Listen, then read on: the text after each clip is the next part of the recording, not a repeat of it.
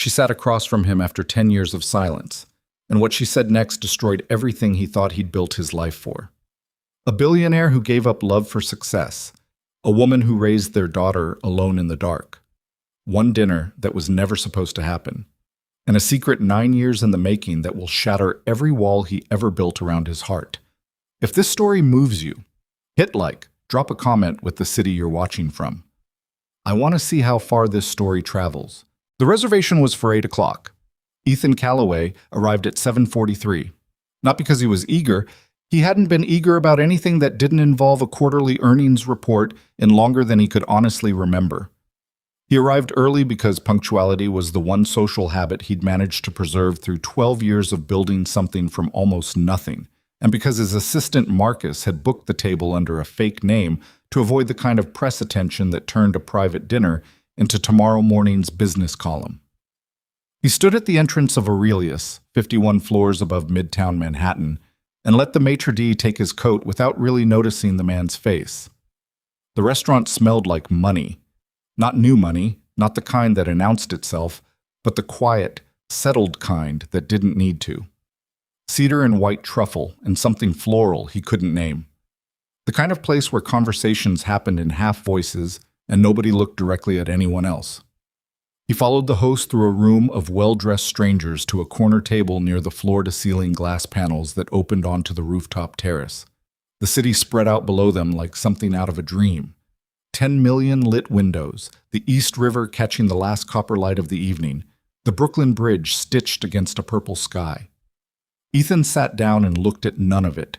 He pulled out his phone instead. 41 unread messages, 7 missed calls, 3 from his CFO, Richard Holt, 2 from his head of legal, 1 from the board's lead independent director, Patricia Wynn, and 1 from a number he didn't recognize with a 212 area code and no saved name. He put the phone face down on the white tablecloth. One evening, Marcus had said, when Ethan had tried to cancel for the 3rd time, "You promised your sister one evening, Ethan. That's it. Go, be a human being for 2 hours, and then you can go back to destroying yourself in peace." His sister Claire had arranged this. Claire, who still called him every Sunday and always asked 2 questions in exactly the same order. First about his daughter Sophie, then about whether he was seeing anyone. The first question he could answer easily. The second one he'd been deflecting since 2019. He was 32 years old. He ran a technology company valued at somewhere north of $4 billion, depending on the day and the market's mood. He had a 9-year-old daughter who drew pictures of robots on the back of his presentation folders and once told her teacher that her dad's job was making computers think. He lived in a duplex penthouse on the Upper West Side that had cost more than some small countries' annual infrastructure budgets, and he ate breakfast standing up over the kitchen island at 5:45 every morning before Sophie woke up, because it was the only time he had to himself. He had not been on a date in 16 months. He had not been on a date that mattered, genuinely, heart-level mattered, in 10 years. One more, he'd told Claire, and he'd meant it the way people mean things when they've already decided. One more, and then I'm done trying. I'll be fine. Sophie and I are fine. Claire had heard the tiredness under the words and said nothing, just texted him the details and added 3 heart emojis at the end, which was her way of saying she disagreed but loved him anyway. A waiter appeared and asked if he'd like to start with still or sparkling water. "Still," Ethan said, "and give me a few minutes before the menu." He needed a few minutes. He'd been in back-to-back meetings since 7 that morning, a product roadmap review, a call with their Singapore engineering team, a tense lunch with 2 of their biggest institutional investors who'd been asking pointed questions about the company's next phase of growth, and then a 40-minute call with his board chair that he'd had to step out of early to get here on time. The company was called Callaway Systems.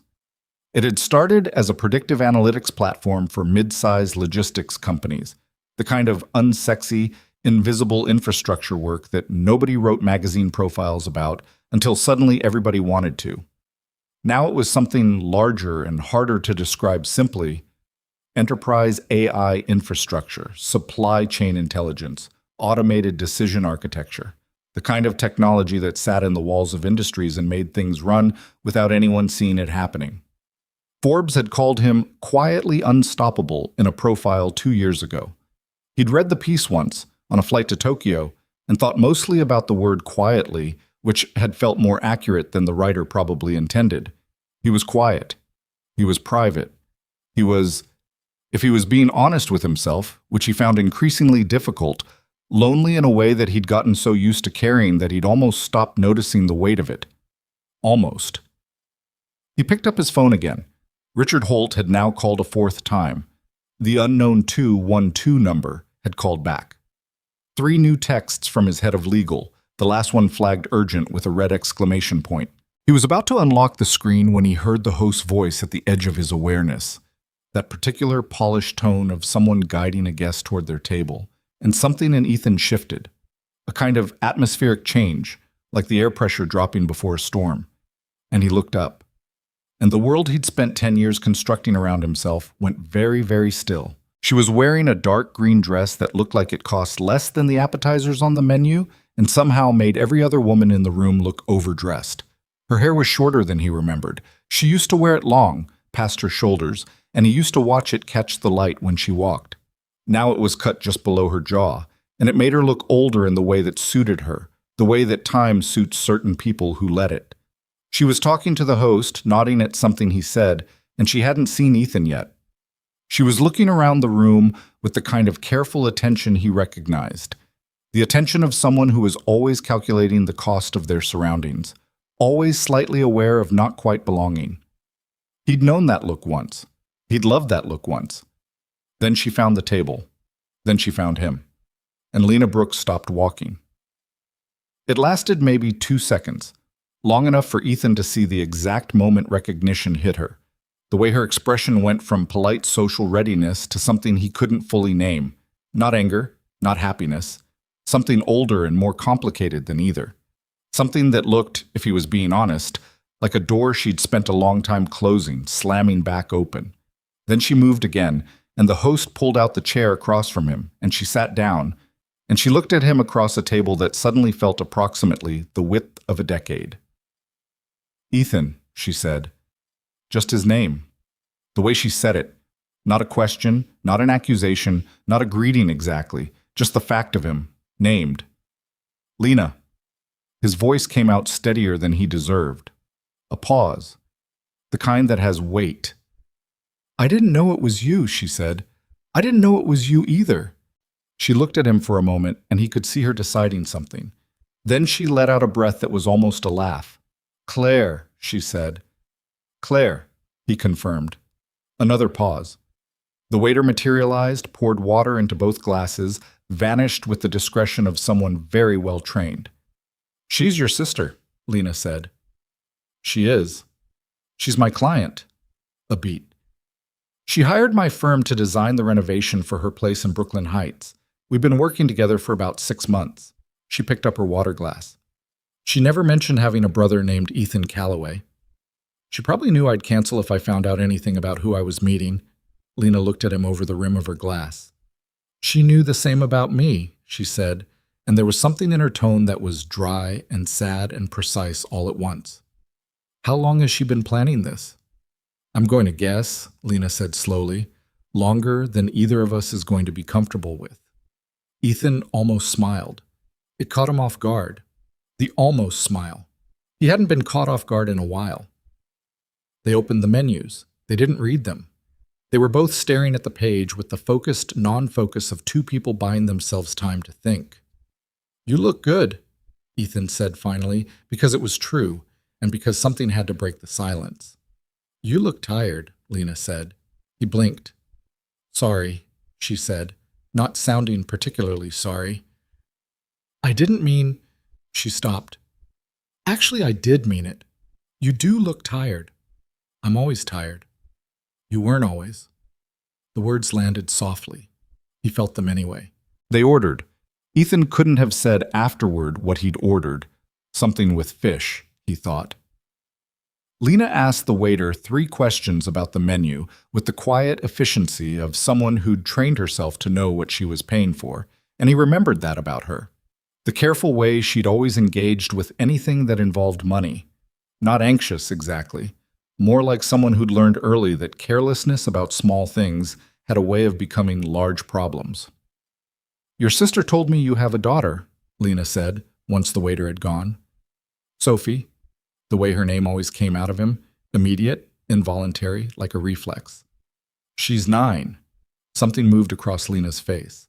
So fast he almost missed it. What's she like? Relentless, he said.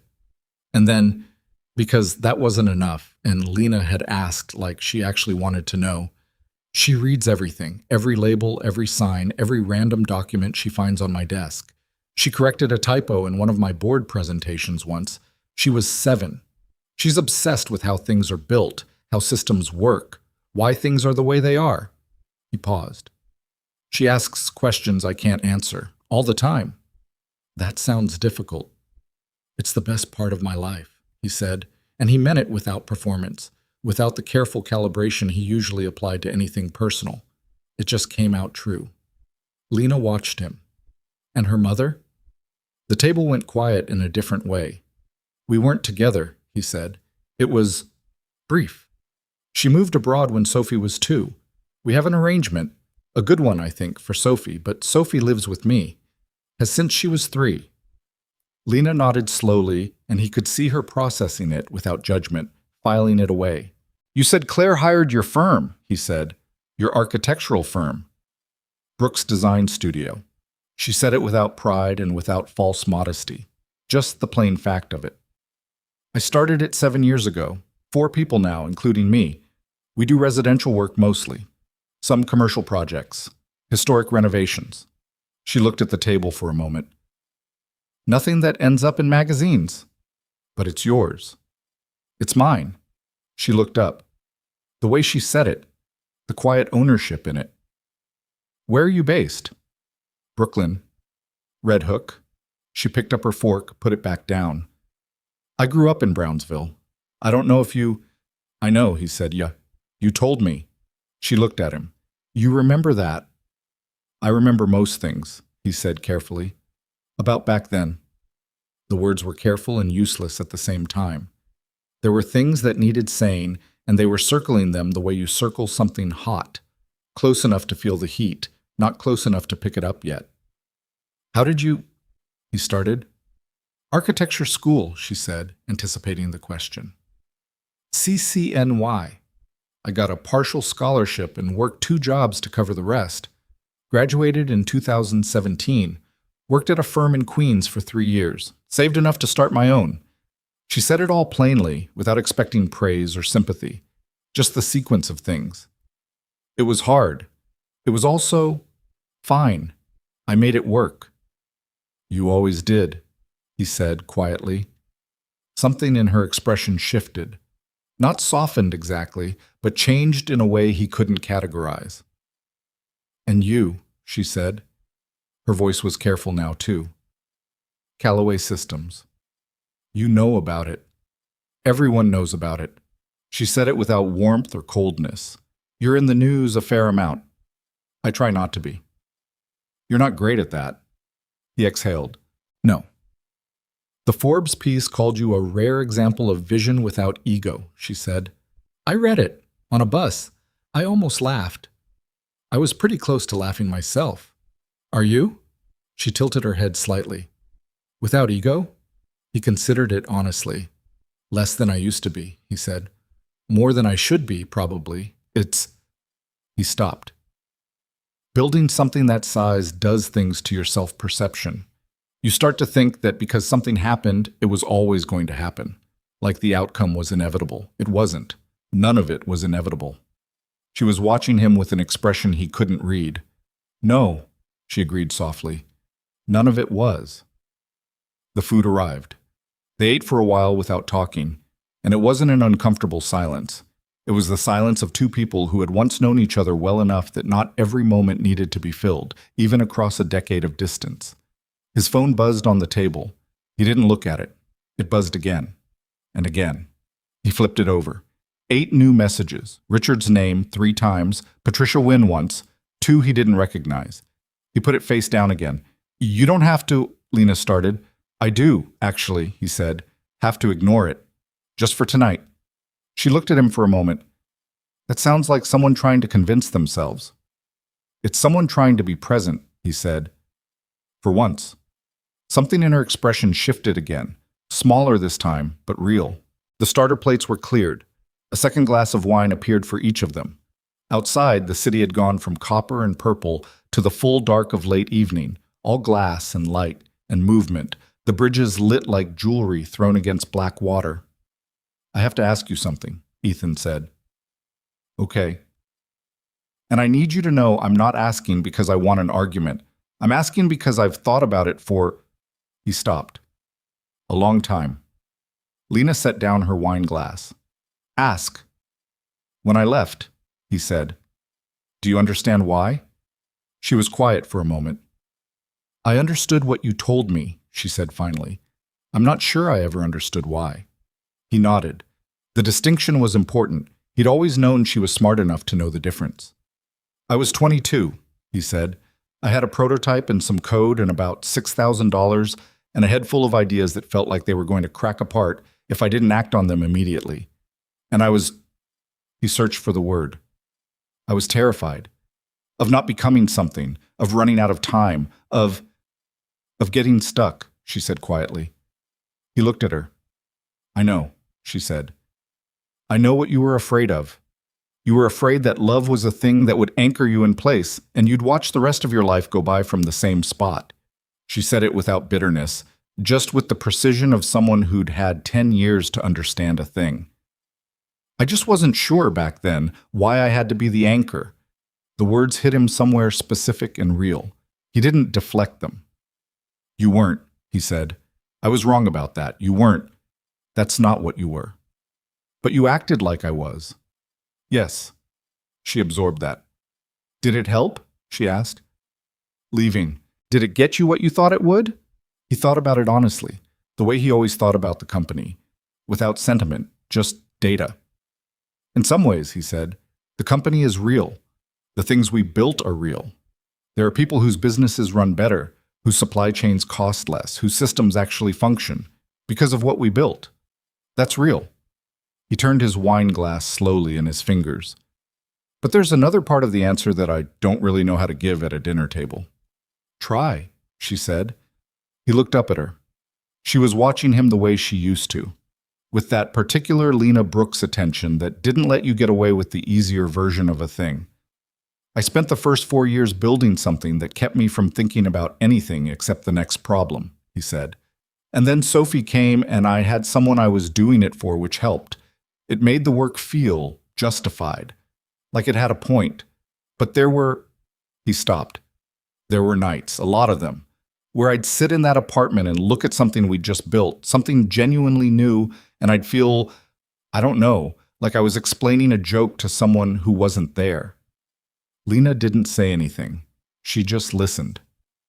"Some of the things I built," he said slowly, "some of the core ideas, the underlying philosophy of the system, the way I thought about connection and structure and—" He stopped again.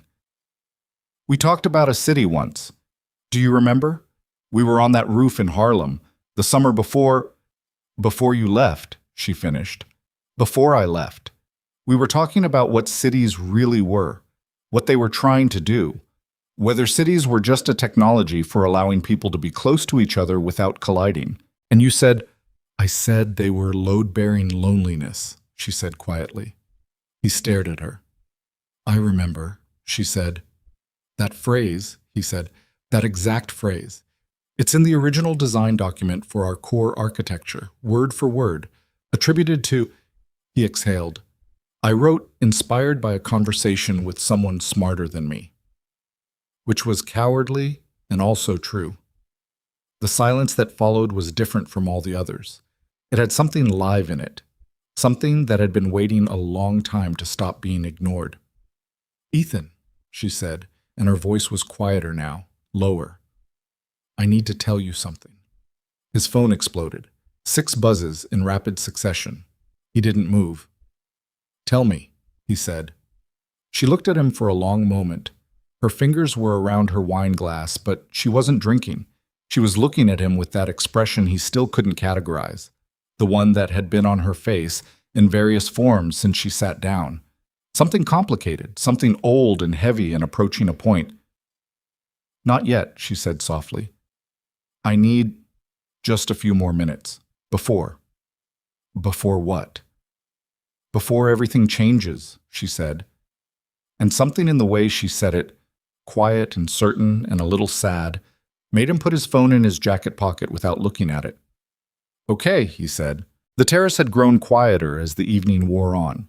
2 tables near them had cleared, and a soft wind was coming in off the river, cooler now, carrying the smell of the city, concrete and exhaust, and something metallic and alive, the particular smell of a place that never completely stops being itself.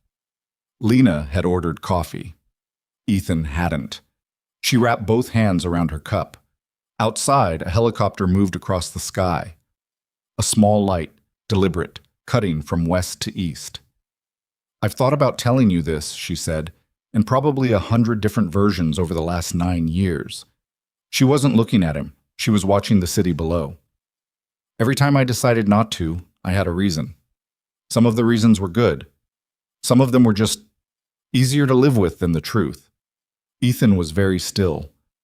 When you left, she said, She stopped. Started again, more carefully. It took me a long time to understand what had happened. I kept thinking I'd misread it, that there was an explanation. I called you. You know that. You didn't answer. I know, he said. I know I didn't. I stopped after a while. She looked at the cup. I found out I was pregnant about 3 weeks after the last time I tried to reach you. The word landed like something dropped from a height. I was 23, she continued. I was working 2 jobs and living with a roommate in a 1-bedroom in Flatbush. I had no family money, no savings to speak of, and the person I would have called first, she stopped. Wasn't available. Ethan's voice, when it came out, was barely a sound. Lena, I'm not telling you this so you feel guilty, she said quickly. Not defensive, practical. I made decisions. I made them deliberately. I chose to have her, and I chose to raise her, and I chose... She finally looked at him. I chose not to tell you, because by then you were becoming something. The company was starting, and I genuinely believed that I'd already had the answer, that you'd chosen the work, that adding a baby to that equation wasn't... She exhaled. I didn't want to be the reason you came back if you didn't want to come back. I didn't want a check. I didn't want obligation wearing the face of someone I used to... She stopped. What's her name? Ethan said. His voice was very flat. Not flat from coldness, but flat from the effort of holding himself together. Lena looked at him for a long moment. Maya, she said. He said it back, just once, under his breath, like testing the weight of it. Maya. She's 9 years old, Lena said. She'll be 10 in March. She's healthy. She was healthy. A pause. A pause with something specific in it. She's been sick recently. It started in January. Lena's composure, which had been something remarkable up to this point, developed a fracture. Just a small one, around the eyes. She has a condition affecting her bone marrow, aplastic anemia. It's treatable, the doctors think. They're optimistic, they say. But they're doing a full genetic workup, medical history, both parents. Ethan's whole body had gone still in a way that was different from stillness, like a system shutting down non-essential processes. That's why you're here tonight, he said. I'm here tonight because Claire arranged it, and I thought... She stopped, pressed her fingers against the bridge of her nose for a moment. I thought it was a coincidence until about 30 seconds after I sat down and started doing math. She looked at him. But yes, I needed to find you, not only because of the medical history, because... Her voice dropped. She's been asking about her father for a long time, and I've been running out of answers that don't feel like lies. The city outside was indifferent and enormous and lit in a million colors, and Ethan Calloway sat at a table 51 floors above it and felt the architecture of the last 10 years of his life make a sound like something structural giving way. I have a daughter, he said. Not a question, not an accusation, just saying it out loud because the only way he was going to believe it was if he heard it in his own voice. Yes, Lena said. She's 9. Yes. She's sick. Lena's jaw tightened. She's being treated. She's Maya. She's... And then for the first time that evening, Lena's voice broke, just slightly, just for a moment. She's extraordinary, Ethan. You have no idea. He looked at her. He looked at the woman who had been 23 years old, alone, no safety net, no resources, and had built a life anyway. Had built a person, apparently an actual human being, out of the wreckage of something he'd walked away from without looking back. Every billion-dollar decision he'd ever made, every pivot, every acquisition, every late-night call that changed the direction of $100 million in revenue, none of them felt like the hardest thing in this restaurant right now. His phone was ringing inside his jacket pocket, vibrating against his chest, long and insistent, the pattern of an urgent call that someone was making repeatedly. He didn't move. "Where is she?" he said. Lena looked at him carefully. "What?" "Right now. Where is Maya right now?" "At the hospital. NYU Langone. My neighbor is with her. She was stable when I left." He stood up. He wasn't sure exactly when the decision had been made, whether it was when Lena said the name, or when she said sick, or when she said she's extraordinary in that voice that cracked just slightly. But it was made, and there was no part of him that was going to sit at a rooftop table and finish his fish and pretend that the world was the same shape it had been 20 minutes ago. He reached into his jacket and took out his phone. 19 missed calls. Richard Holt, Patricia Wynn, his head of legal. Numbers he didn't recognize. A text from his board chair that read, in full, "Ethan, this is not optional. Call me now." He turned the screen off. "Let's go," he said. Lena stared at him. "Ethan, I want to meet her," he said. His voice was not steady exactly, but certain. "I want to meet my daughter." Something moved across Lena's face. Something that had been held at a distance for a long time, keeping itself from being real. "It's not," she started. "It's complicated. She doesn't know. I haven't told her." "I know," he said. "I know it's complicated. I know I don't have any right to hit." He stopped, pressed his palms flat against the table for a moment. "Lena, I understand that I forfeited the easy version of this the minute I didn't pick up the phone 10 years ago. I'm not asking for easy. I'm asking to go to a hospital and be in the same room as a 9-year-old who is sick and who is apparently mine, and I'm asking you to let me start there." He held her gaze. "Please." The last word came out rough, less polished than anything else he'd said all night. Lena looked at him for a long, measuring moment, looking for the angles, looking for the performance, looking for the escape hatch, the way she'd always been able to see through the surface of a thing to whatever was holding it up. She found something she hadn't expected to find. She found that he meant it. "I need to pay for..." "I've got it," he said. "Go get your coat." The elevator ride down was silent in the way that only elevators can make silence. That small, suspended quiet of a box moving through space, holding two people who had too many things to say and the wrong geometry to say them in. They came out onto 57th Street. The night air hit them both. Cabs and ride shares and the sound of the city at full volume after the muffled elegance of the restaurant above. Ethan flagged a cab without calling his driver, say, something about that felt right. The ordinary black cab, the normal door, the vinyl seat, and the Yankee air freshener swinging from the mirror. He gave the driver the address, NYU Langone, East 33rd Street. They sat in the back of the cab without touching, 6 inches of vinyl seat between them, watching the city scroll past the windows. 57th to 56th to 55th. The traffic was heavy but moving. The driver had the radio on low, some talk station, a voice discussing interest rates. "She's really smart," Lena said, not looking at him, just looking at the street. Quietly, like she was thinking out loud.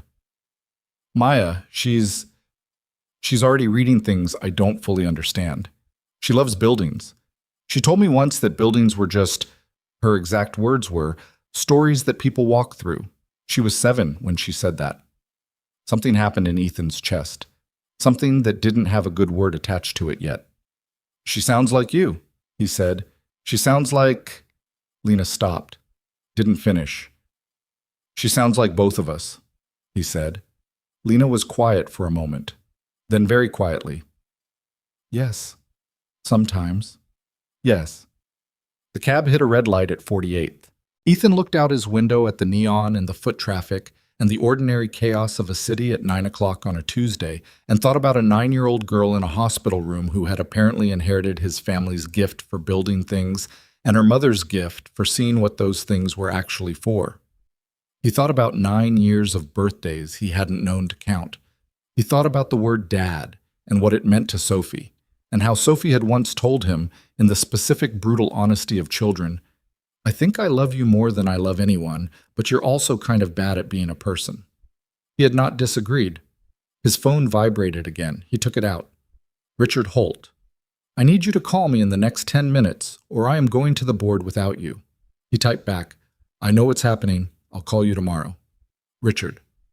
"That's not..." He put the phone away. The light changed. The cab moved forward. The city kept going the way it always did, enormous and indifferent and full of lives that had nothing to do with him. And Ethan sat in the back of a yellow cab and felt, for the first time in 10 years, that he was moving towards something instead of always moving away. Lena's hands were in her lap.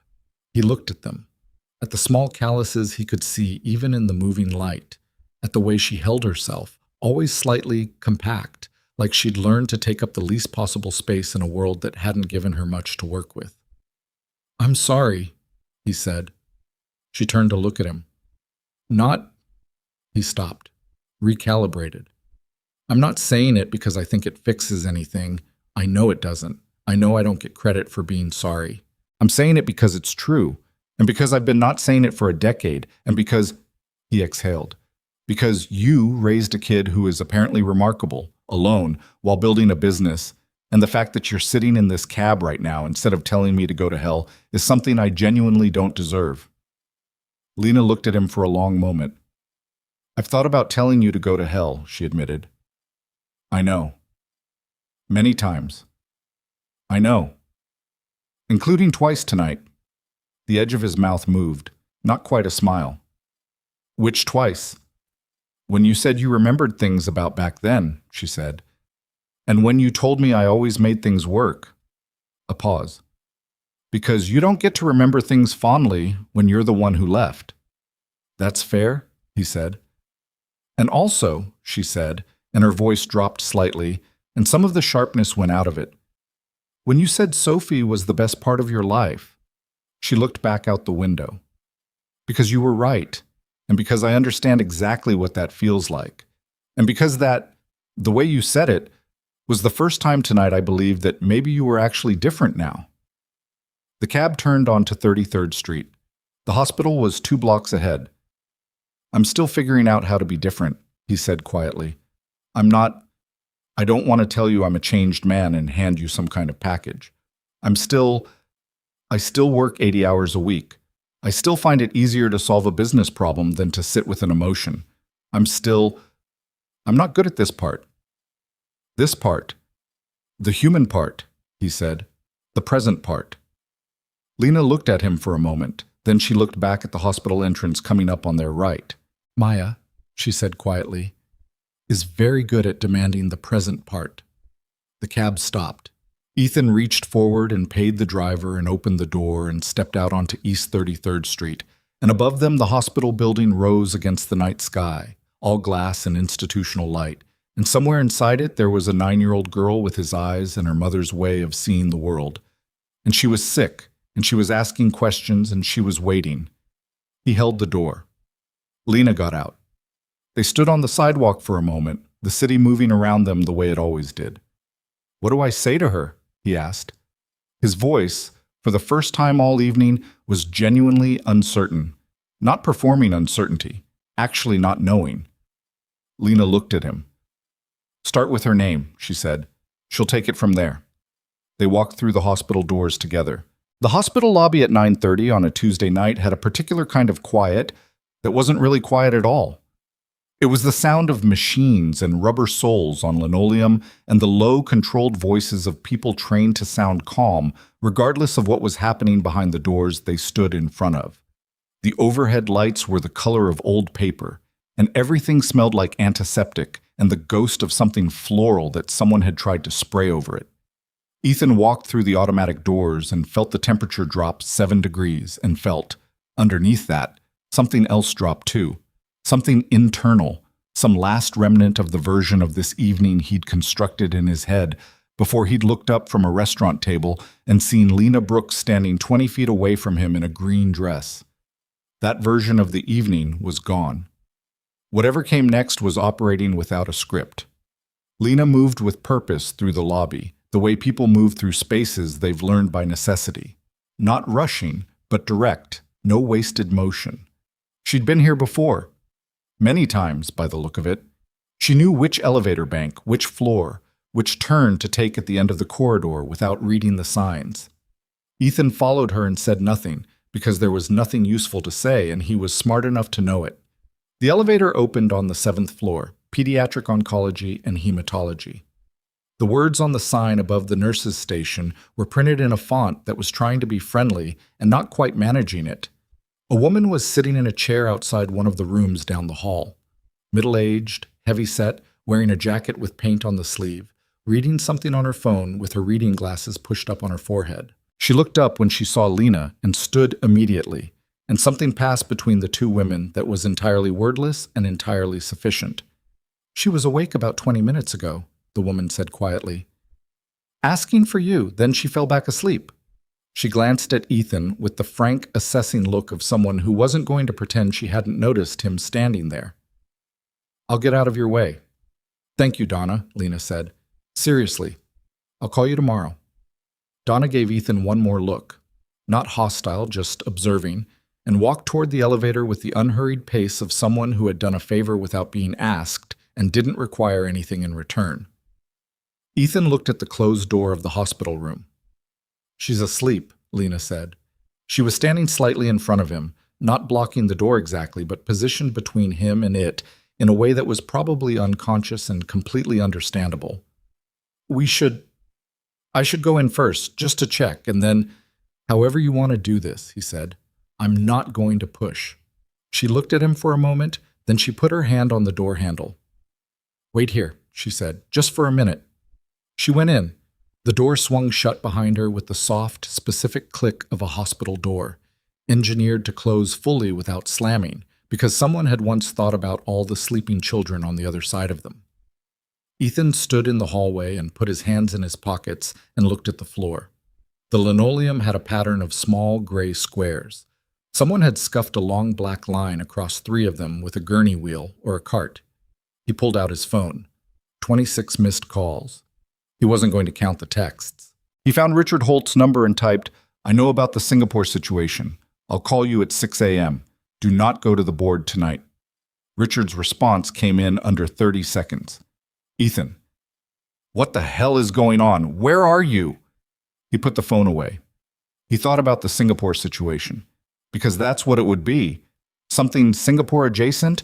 They'd been negotiating a critical infrastructure contract with a regional consortium for 11 months, and the timeline had been framed for 6 weeks, and he'd known, in the way that you know things when you've built something and learned to feel its weight, that it was going to break at the worst possible moment. He'd known that, and he'd gone to dinner anyway, because he'd promised Claire, and because he'd been so bone-tired of being the person who never went to dinner. He thought about the 9 years of birthdays and the 9 years of first days of school and the 9 years of whatever a 9-year-old accumulated in the way of memories and experiences and things that make a person who they are, and he felt something in his chest that he didn't have a clean word for. It wasn't grief exactly. Or it was, but it was grief for something he hadn't known to grieve before tonight, which was a different and stranger thing. The door opened. Lena leaned out. Her expression was unreadable in a specific way. The unreadable expression of someone who has made a decision and is committed to it even though they're not entirely sure it's the right one. "She's awake," she said quietly. "She heard me come in." A pause. "I told her I brought someone she should meet." Ethan's heart did something he hadn't felt it do in a long time. It was not comfortable. "What did she say?" he asked. The corner of Lena's mouth moved. She said, "Is it the man from the photo?" He went still. "There's a photo?" "There's a photo," Lena confirmed. Her voice was very neutral. "On my bookshelf at home. From a long time ago. She found it when she was 5 and asked who you were, and I told her you were someone important from when I was younger, and she has never forgotten it and has asked approximately 400 follow-up questions since." She held his gaze. "She's 9. She notices everything." "She sounds like her mother," he said. Something shifted in Lena's face. She stepped back from the doorway. "Come in," she said. "But Ethan," slowly, "she doesn't... I haven't explained everything yet. Don't..." "I know," he said. "I'm not going to say anything that should come from you first." She looked at him for one more moment, measuring, then stepped aside. He walked through the door. The room was small, the way hospital rooms always are, organized around the bed with the efficient ruthlessness of a space designed for function above everything else. There was a monitor on the right side with green numbers, an IV line, a window on the far wall showing the black sky, and a single-lit office building across the street. On the small table beside the bed, there was a paperback book with a bookmark in it, a cup with a straw, and a drawing, a pencil sketch of what appeared to be a building with a very elaborate roof structure. And in the bed, sitting up against 2 pillows with the blanket pulled up to her waist, was a girl. She was small for 9, or maybe she'd lost weight recently. The sickness, he understood, could do that. Her hair was dark like Lena's, but where Lena's was straight, this child's had a slight wave to it, the kind of wave he saw in old photos of himself at that age. Her eyes were large and very dark, and they were fixed on him with an expression that was not afraid and not shy, but was instead something he could only describe as evaluative. The expression of someone taking in data before drawing conclusions. He knew that expression. He saw it in the mirror. "Hi," he said, because there was no other place to start. "Hi," she said. Her voice was clear and a little rough from sleep, or maybe from the medications, or maybe just from being 9. "You're really tall." "I am," he said. "I always have been." She considered this. "My mom's not that tall." "No." "But I'm going to be," she said, with the particular confidence of a child who has been told this enough times to believe it. "My doctor said I have long bones." She frowned slightly. He made it sound like a good thing. "It is a good thing," Ethan said. He was standing just inside the doorway, and he was aware of every inch of distance between himself and that bed, and aware that closing it was not something he had any right to rush. "You knew my mom," the girl said. Not a question. "I did," he said. "A long time ago." "How long?" "About 10 years." She processed this with visible seriousness. "I'm 9, she said. "I know." "So you knew her before me?" "Yes." She looked at him, then at Lena, who had moved to stand beside the bed and put her hand very gently on Maya's shoulder. "Mom said you were someone I should meet," Maya said. "She doesn't usually bring people here." She looked back at Ethan. "She brought my neighbor Donna sometimes, and my mom's friend Patricia, who smells like lavender. That's basically it." "I know I'm not Donna or Patricia," he said. The corner of Maya's mouth moved. It was such a specific and particular motion, slightly asymmetrical, the left side leading, that he felt it somewhere deep and unguarded in him, because he had seen that expression his entire life in photographs of himself, in mirrors, in the faces his own daughter made when something struck her as mildly absurd. "No," Maya agreed. "You're not." She tilted her head. "What do you do?" "I build things," he said. "Technology. Systems that help businesses work better." She seemed to find this moderately interesting. "My mom builds things too," she said. "Real things. With walls." A pause. "She says walls are really just solutions to the problem of weather." He felt the breath go out of him, quietly, so she wouldn't see it. "Your mom's right about that," he said.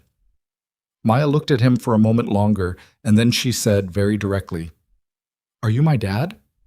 The room got very quiet. Lena's hand tightened on Maya's shoulder. Her eyes were on Ethan. He crossed the distance between the doorway and the chair beside the bed. He sat down in it so that he wasn't towering over her, so that they were, as much as possible given everything, at the same level. "That's something your mom and I need to talk about properly," he said carefully. "Before I give you an answer to that, because it's an important question and it deserves a real answer, not a fast one." Maya looked at him steadily. "That means yes," she said. He held her gaze. "You're pretty sharp," he said. "Everyone says that," she said. "It wasn't boastful, just factual." "Mom says it's because I read too much." She glanced at Lena. "But she also reads a lot, so I'm not sure that's a criticism." "It's not," Lena said softly, and something in her voice was very carefully controlled. Maya picked up the pencil sketch from the table beside her and turned it in her hands. "I'm designing a hospital," she said, apparently satisfied for the moment with the information she'd extracted. "A better one. This one has bad airflow. You can feel it, and the windows are too small. People get better faster when they can see the outside." She held up the sketch. "I'm giving mine bigger windows." Ethan looked at the drawing. It was rough in the way a 9-year-old's drawing is rough, but the proportions were thought about. She'd drawn elevation lines. She'd indicated scale with small figures at the base. It was not a child drawing a house for fun. It was a child working through a problem. "Can I see?" he asked. She handed it over without hesitation. He studied it for a moment. The logic was there. The windows she'd specified ran floor to ceiling on the south-facing elevation. The entryway had a canopy that would handle rain without creating a bottleneck. "The canopy," he said. "The angle. You've got it pitched so runoff goes to the sides." She looked at him with a new kind of attention. "You noticed that?" "I noticed that." "My mom's architecture friends never noticed that," she said. "They always look at the roof first." She seemed to be recalibrating something in her assessment of him. "The angle redirects foot traffic, too. If people have to step around puddles, they slow down and create congestion." "How old are you again?" he said. 9, she said. "But I've been thinking about this one for 3 months." She said it like 3 months was a significant investment of time, which at 9 years old it genuinely was. "It's a good design," he said, and he meant it without qualification. She took the drawing back from him and set it on the table. She looked at him again with those evaluative dark eyes, and he sat in the plastic hospital chair and looked back and felt, underneath everything else he was feeling, something very quiet and very large settle into place inside him. He had a daughter who designed hospitals from her hospital bed. He had missed 9 years of it. Both of those things were true at the same time, and he was going to have to live with both of them. Lena moved to the other side of the room, toward the window, and after a moment Ethan followed her while Maya returned to her drawing, her attention apparently satisfied for the moment, or at least redirected. "She knows more than she's letting on," Lena said under her breath. Not accusatory, just factual. "I know," he said at the same volume. "She's been asking about you, about the possibility of a father, since she was 6, in earnest. She found the photo, and she doesn't drop things." Lena looked out the window at the office building across the street. "She came home from school one day and told me she'd looked up everything she could about inherited conditions that could affect bone marrow function, and then she asked me very politely if she could have her father's medical history. She looked it up herself." "She's 9, Lena said. "But yes." "When did she get sick?" he asked. He kept his voice low, even though Maya across the room was focused on her drawing and giving no indication she was listening, which almost certainly meant she was listening. "January," Lena said. "She was tired all the time, which I thought was a bug. Then she started bruising easily. Then her blood work." She stopped, breathed. "The doctors here are good. Dr. Okafor is... She's very good. The treatment plan is aggressive, but the prognosis is genuinely positive. She keeps telling me that." A pause. "I've been trying to believe her." "Believe her," he said. He didn't know where the certainty came from. It came anyway. Lena looked at him sideways. "You've been in this room for 6 minutes." "I know." "You don't get to be certain about things in this room." "I know that too." He looked at Maya, who was adding something to the roof of her hospital drawing with careful, deliberate strokes. But I'm going to act like her doctor is right, because the alternative doesn't work for me. Lena was quiet for a moment, then, very quietly, "It doesn't work for me either." They stood by the window for a moment, not touching, not talking. Maya scratched out something on the drawing, frowned at it, blew the eraser dust off the page. "Ethan," Lena said, "I know what you're going to say." "I don't think you do." He looked at her. "I'm going to say that tonight doesn't fix anything," she said, "and that tomorrow is going to be complicated, and that showing up at a hospital at 10 o'clock on a Tuesday it's not a gesture that covers 10 years. I need you to understand that." "I understand that," he said, "and I need you to understand that she is the thing I am not flexible about anything. I built everything around her, and I did it alone, and I don't need you to validate that or apologize for it. I just need you to know that before anything else, before whatever this," she made a small, undefined gesture between them, "before any of this gets worked out, she is the thing I don't compromise on." "She's the thing I don't compromise on either," he said, "starting now. I know that sounds like something someone says, but I mean it in the only way I know how to mean things, which is I'm going to act on it." Lena held his gaze for a long moment. Then she looked back at her daughter. "She's going to have more questions," she said. "She always has more questions." "Good," he said. "So do I." Across the room, Maya looked up from her drawing. "I can hear you," she said mildly. "I know," Lena and Ethan said simultaneously in the same exact tone. Maya looked at them both with those enormous measuring eyes, and something in her expression softened almost imperceptibly. "Okay," she said, and went back to the drawing. Ethan sat back down in the plastic chair and tried to remember when he'd last felt this frightened and this certain about the same thing at the same time. He couldn't. He didn't think he ever had. His phone buzzed in his pocket. He turned it off without looking at it. It was the first time in 6 years he'd turned his phone completely off without knowing what he was missing. It was also, somehow, the easiest decision he'd made all week. He stayed. They didn't talk much for a while after that. Maya asked him at one point what he thought about the load-bearing structure of her hospital design, and he told her honestly what he thought, that the central atrium she'd sketched would need more lateral support in the upper levels than she'd indicated. And she squinted at the drawing, chewed on the end of her pencil, and said, "You might be right," with the precise reluctance of someone who doesn't like being told they've missed something but respects the accuracy of it anyway. Lena, from her chair on the other side of the bed, glanced at him over the top of Maya's head with an expression that was complicated and very specific, and that he filed away to think about later. Around 11, Maya's eyes started to lose their precision.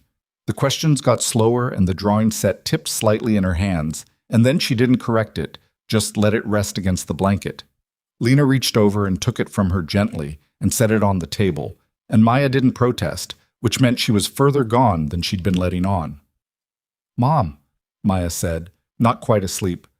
Her voice was different now, looser, stripped of the 9-year-old management she applied to her waking hours. "Right here," Lena said. A pause. "Is he staying?" Lena looked at Ethan across the bed. He looked back at her. "For a while," Lena said carefully. Maya's eyes were closed. "Okay," she said softly, and then, "He looks like me.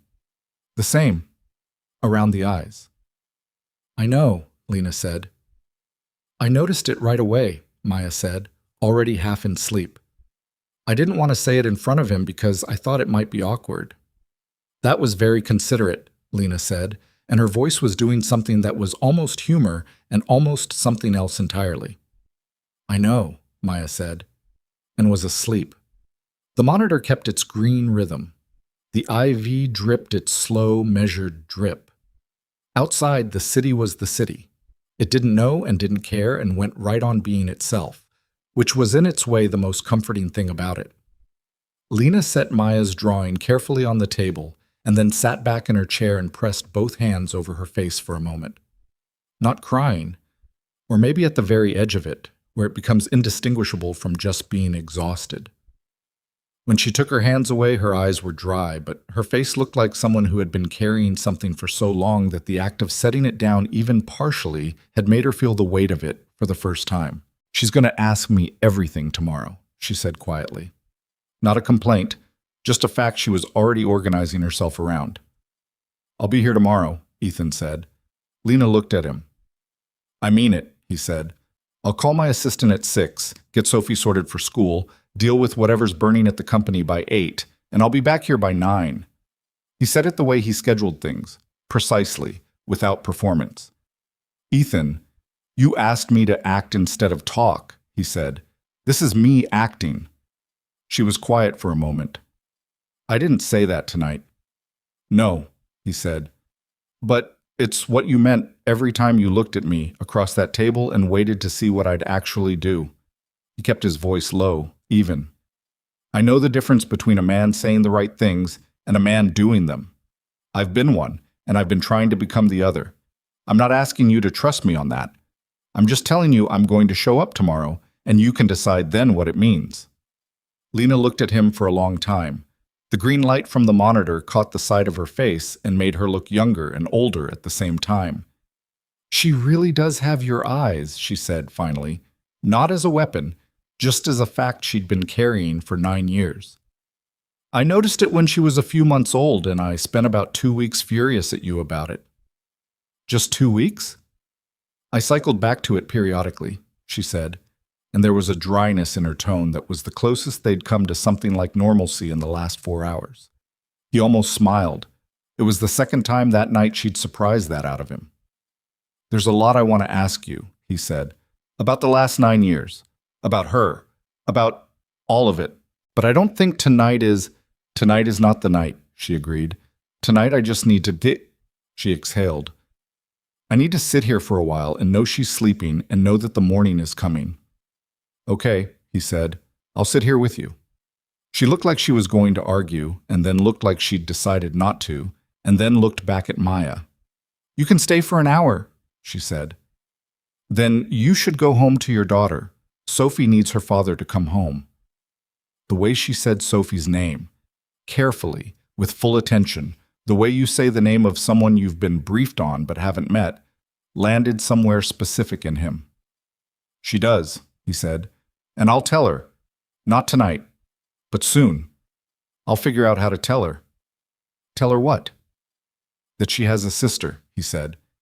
The word landed in the room the way certain words do, quietly, with more weight than its size would suggest. Lena looked at him, and her mouth opened slightly and then closed. "We don't know," she started.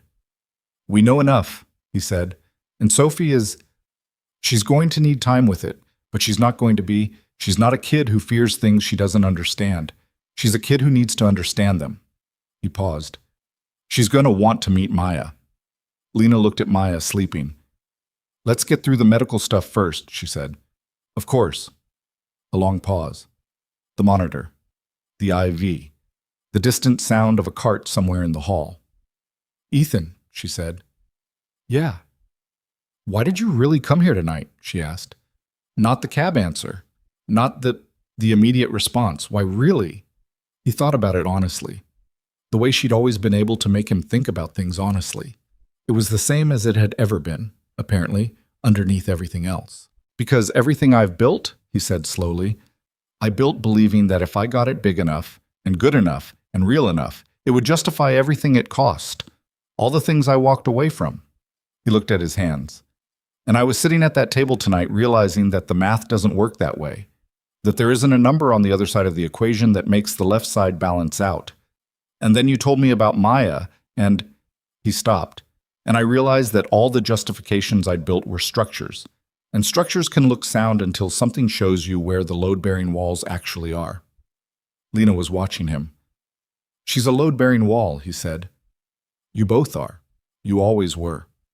She didn't say anything for a long time. Outside, a siren moved through the streets below and faded. "Go home to Sophie," she said finally, "and come back tomorrow." He stood up.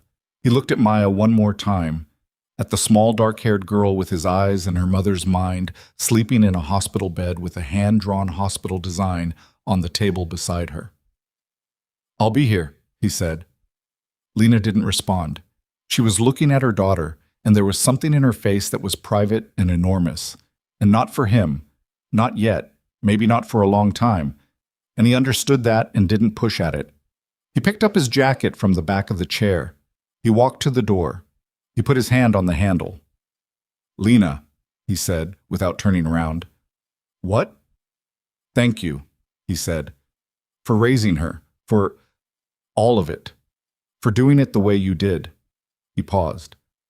"I know that doesn't cover it. I know it doesn't come close, but I needed to say it."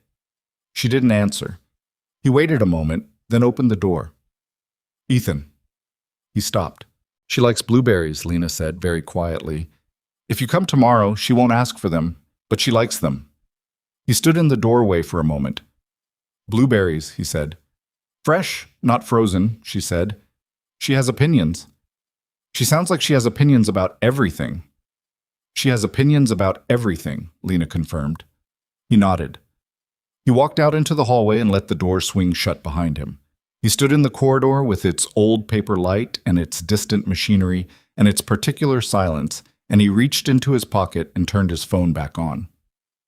31 new notifications loaded themselves. He looked at them without seeing them. His head of legal, his board chair. Richard Holt. So many times the preview had collapsed into a number. 3 major institutional investors. A wire service journalist whose number he didn't recognize, but whose persistence suggested someone had tipped them off. The Singapore Consortium's lead negotiator. Callaway Systems was apparently in the middle of a genuine crisis. An $11 billion company's future was being actively negotiated in rooms he wasn't in, by people who needed him to be there. He found Richard's number and typed, "Tomorrow at 6. I'll fix it. Don't do anything until then." He pressed the elevator button. He stood in the hallway and looked at the door to room 714 and thought about a 9-year-old girl's drawing of a better hospital and the sound of her voice saying, "I noticed it right away. I didn't want to say it in front of him because I thought it might be awkward." The elevator arrived. He stepped in. He rode down to the lobby, walked out through the automatic doors onto East 33rd Street, flagged a cab heading uptown, and gave the driver his home address. The city moved around him the way it always did. Enormous, purposeful, indifferent. He watched it through the window as the cab headed north and felt the shape of the next day beginning to arrange itself in his mind. 6 a.m. call with Richard. Sort through the legal exposure. Board call at 7:30. Singapore at 8. And then back to a 7th-floor hospital room with a pint of fresh blueberries because a 9-year-old girl had opinions, and he was, apparently, just starting to learn what they were. He pulled out his phone one more time. Not to check the notifications, he'd deal with those at 6. He opened his photos instead. He scrolled to a folder he hadn't opened in a while, found a photo of himself at roughly 22 on a roof in Harlem, looking at a city he was absolutely certain he was about to conquer. He looked at it for a long moment, then he closed it and watched Manhattan go past the window in the dark, and thought about all the things a person could build that had nothing to do with money and how he'd managed to spend the better part of a decade confusing the two. The cab turned onto Central Park West. The park was a strip of darkness alongside the illuminated avenue, trees invisible against the sky, just the suggestion of something large and living and in the middle of everything. His apartment building came up on the right. He paid the driver and got out and stood on the sidewalk for a moment, looking up. Sophie's window was dark. She'd been asleep for hours. He went upstairs. He stood in the doorway of her room for a moment without turning on the light. He could see her shape in the bed, the slope of her shoulder, the way one arm was always outside the blanket no matter what. He could hear her breathing. He stood there for a long time. Then he went to his own room, sat on the edge of his bed, and stared at the floor and thought about a girl who designed hospitals from her hospital bed, and a woman who had built a life from nothing twice over, and the 10 years he'd spent believing that the right kind of success could make a man whole. He had been wrong about a lot of things. He was going to spend whatever time was left being less wrong about them. At 5:45, his alarm went off. He was already awake.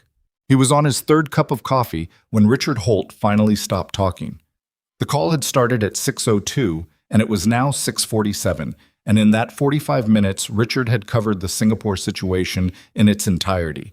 The consortium's walkout at 9:30 the previous evening, the leaked internal memo that had apparently accelerated the walkout, the legal team's assessment of their exposure, the board's overnight communications, and the journalist from the wire service who'd published a partial story at midnight under the headline, "Callaway Systems Faces Critical Partnership Collapse," that had, by 6 a.m., been picked up by 4 financial news outlets and was currently sitting in the inboxes of a significant percentage of their institutional investor base.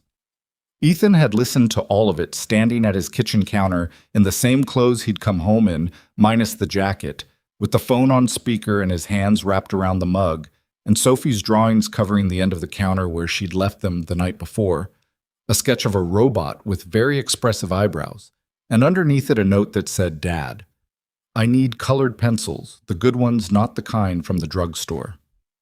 When Richard finished, there was a silence. "Okay," Ethan said. "Okay," Richard repeated, with the tone of a man who has been awake since 3 a.m. and finds the word inadequate. "That's your response." "It's my opening response," Ethan said. "Here's the rest. Call Park at Singapore and tell him I'll be on a call at 8. Not 8:30, 8. Tell him I'm aware of the memo and that I have context for it that changes the calculus. Tell him I'd like 90 minutes of his time and our lead negotiator's time before anyone makes any final decisions." He set down the mug. "The memo, Sue. Who leaked it?" A pause. "Legal thinks it was Darren Walsh." Darren Walsh was their deputy head of partnerships, a man Ethan had hired 3 years ago on the strength of a recommendation from someone whose judgment he now retroactively questioned. "Is he in the building?" "He's been in the building since 5:30, Richard said. "I think he anticipated this conversation." "Good. Tell HR I want him in a room by 7, and tell legal I want someone with him before he says anything to anyone outside the company." He moved to the window. The park was coming visible through early morning light, the trees going from black shapes to green ones. "The board call is at 7:30? Patricia's been pushing for 6:30. Tell Patricia 7:30. I need 30 minutes before I talk to the board, and I need them from you, not from her." Richard exhaled. "Ethan, where were you last night?"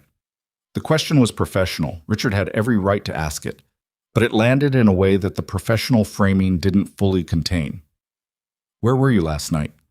"Sitting in a hospital room with a daughter I didn't know I had, and a woman I walked away from 10 years ago, and a pint of blueberries I'd been too stunned to actually remember to bring." "I was dealing with something personal," he said. "It won't affect the company's position on Singapore. I'll explain when the situation is stable." "You've never once in 6 years used the word personal," Richard said. "I know. That's..." A pause. "Okay. 7:30 board call. 8 a.m. Singapore. I'll have the legal summary on your desk by 7. "Thank you, Richard." "Ethan." A beat. "Whatever it is. The personal thing. I hope it works out." Richard Holt was not a man given to that kind of statement. Ethan registered it. "Me too," he said. He ended the call and went to wake Sophie. She was already half awake, which was her usual state in the mornings. Not a hard sleeper, just a slow one. Someone who came back to consciousness gradually and required approximately 12 minutes and a glass of orange juice before she was fully inhabiting her own personality. He sat on the edge of her bed and she crawled up from the blankets like something surfacing from deep water and pressed her forehead against his shoulder, which was her version of a good morning. "You smell like last night," she said, muffled against his shirt. "I came home late and went straight to sleep," he said, which was almost true. "Did your date go bad?" He'd forgotten he'd mentioned the dinner to her, just that he had plans, that he'd be home by midnight. He hadn't said date. She'd inferred it. She always did. "It was complicated," he said. Sophie pulled back and looked at him. She had his mother's eyes, pale gray, with an assessment in them that her teachers consistently described as unusual for her age. "Complicated bad or complicated interesting?" "Complicated interesting," he said. "I'll tell you more soon. I promise." She studied him for a moment with that gray gaze. Sophie had a finely calibrated sense for when he was telling her the complete truth versus the true but incomplete version, and he was aware she was running that calibration now. "Okay," she said finally, which meant she'd accepted the partial answer for now and reserved the right to return to it. "I need you to have breakfast and get to school," he said. "Mrs. Okafor is going to pick you up today. I have back-to-back calls until at least noon." "Is the company thing bad?" "It's manageable," he said. "I've got it." She nodded. Then, "Can I have colored pencils? The good ones?" I saw the note.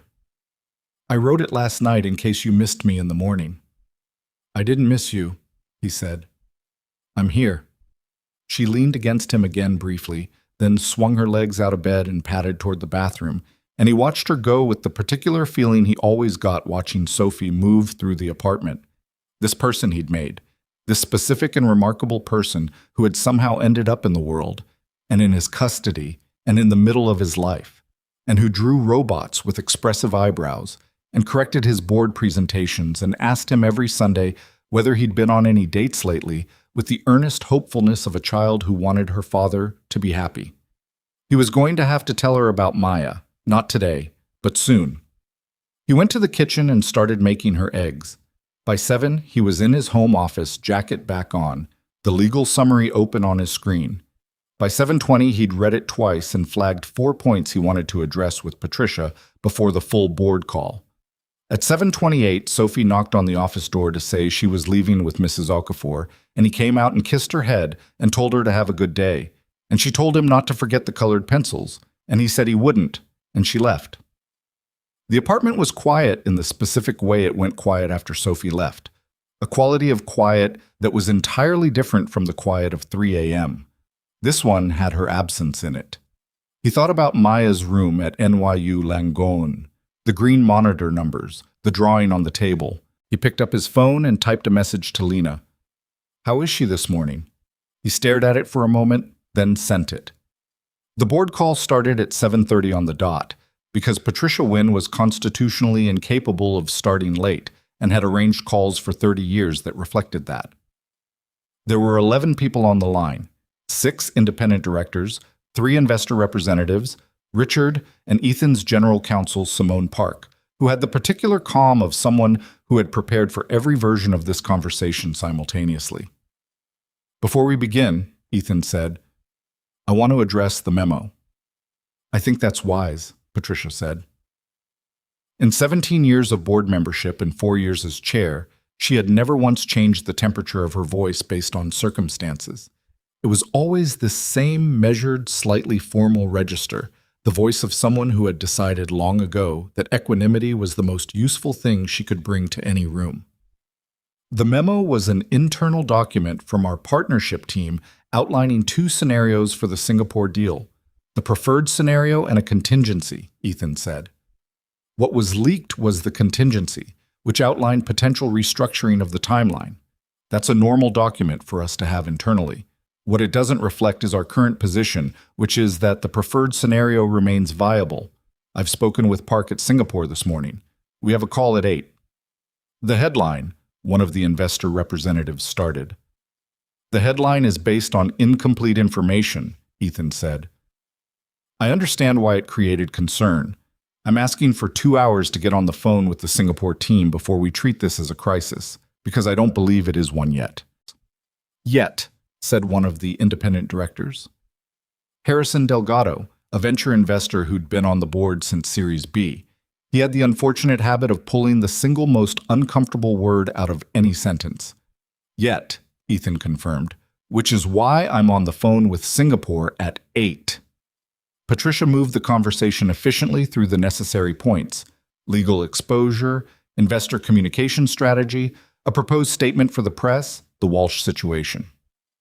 Ethan answered everything directly and without defensiveness. He knew the company better than anyone on that call, had known it longer, had built the architecture of it from the ground up. And that knowledge was still there, still intact, still functional, even with everything else that was sitting in his chest this morning. What was different was the proportion of things. 6 months ago, 3 months ago, a situation this size would have been the only thing in his head. Every thought routed back to it. Every peripheral thing filtered out. That was what made him good at the work. That total, sometimes savage prioritization. This morning, the Singapore deal was important and he was handling it, but it was not the only thing in his head. There was a room on the 7th floor of a hospital on East 33rd Street, and a 9-year-old girl with a pencil sketch on her bedside table, and a woman who had looked at him across a decade of distance and said, "She's extraordinary, Ethan. You have no idea." He thought that might matter, that the proportion had shifted. He wasn't sure yet whether it made him better or worse at the work, and he suspected the answer was some of both, and he suspected further that he was going to have to find a way to live with that. The board call ended at 8:14. The Singapore call started at 8:17. Park Jae-won was 51 years old and had been in infrastructure investment for 25 years and was one of the sharpest people Ethan had ever negotiated with, which was a population that skewed sharp. He had a way of listening that was entirely active, no gap between what you said and his processing of it, no pretense of considering things he'd already concluded. "I appreciate you making time this morning," Ethan said. "I appreciated your message at 6:15, Park said. There was the very edge of something dry in his voice. "I don't receive many messages at 6:15.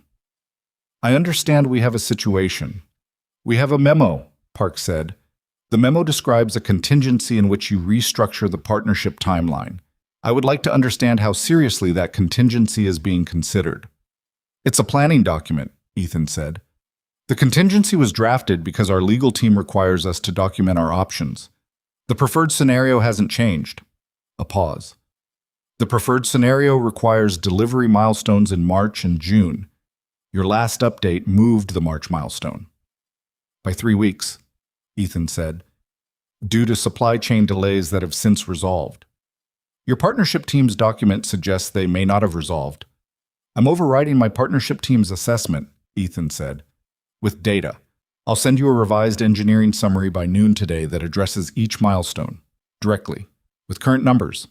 He paused. "Mr. Park, we've been negotiating this deal for 11 months. You know my company, and you know my track record.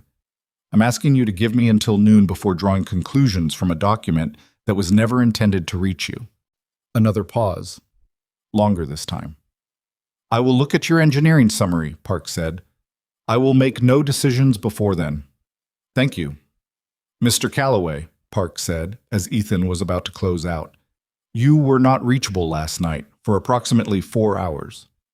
I was aware of the calls, and you chose not to take them." It was not quite an accusation. It was an observation with an implied question at the end of it, from a man who was considering whether to trust his company with an infrastructure deal worth several $100 million. "I was attending to something that required my physical presence," Ethan said. "I was confident my team was capable of managing initial communications, and I made the judgment that returning the calls could wait until morning without material impact on our position." He paused. "I was correct about the last part. I acknowledge that the first part was a judgment call, and that reasonable people might have made it differently." Park was quiet for a moment. "My wife tells me I make poor judgment calls about similar things," he said. It was the most personal thing he'd said in 11 months of negotiations. "I look forward to your engineering summary." The call ended. Ethan sat in his office chair and exhaled fully for what felt like the first time since 6 a.m. His phone showed a message from Lena, delivered 8 minutes ago. "She's awake, ate breakfast, asking when you're coming." A pause, and then a second message beneath it. She asked, "Not me. I want to be clear about that." He typed back, "By 9, traffic depending." Then, "Tell her I have blueberries." He hit send. He looked at what he'd written. He sent a third message. Fresh, not frozen. He could picture, very specifically, the expression on Lena's face when she read that. He couldn't quite name the expression, but he could picture it. He was out of the apartment by 8:20, blueberries in a paper bag from the market 2 blocks down, his laptop in his bag because he was going to need to finalize the engineering summary from somewhere, and his coffee in a travel cup because it was that kind of morning and probably that kind of week. He got to NYU Langone at 8:56. Lena was in the hallway when the elevator opened. She was wearing different clothes from last night. She'd clearly gone home at some point, or had a bag here, and she was holding a coffee cup and looking at her phone. And she glanced up when she heard the elevator, and her expression did its complicated thing again, the one he was starting to learn the components of. 4 minutes early, she said. Traffic was lighter than I thought. She looked at the paper bag. You actually got them. I said I would. People say things, she said. I know. He held her gaze for a moment. I'm trying to be a different data point. She looked at him for a moment, then looked back at the door to 714. She's been drawing since 6 this morning, she said. The nurses think she's charming. She's been asking them structural questions about the building and taking notes. A pause.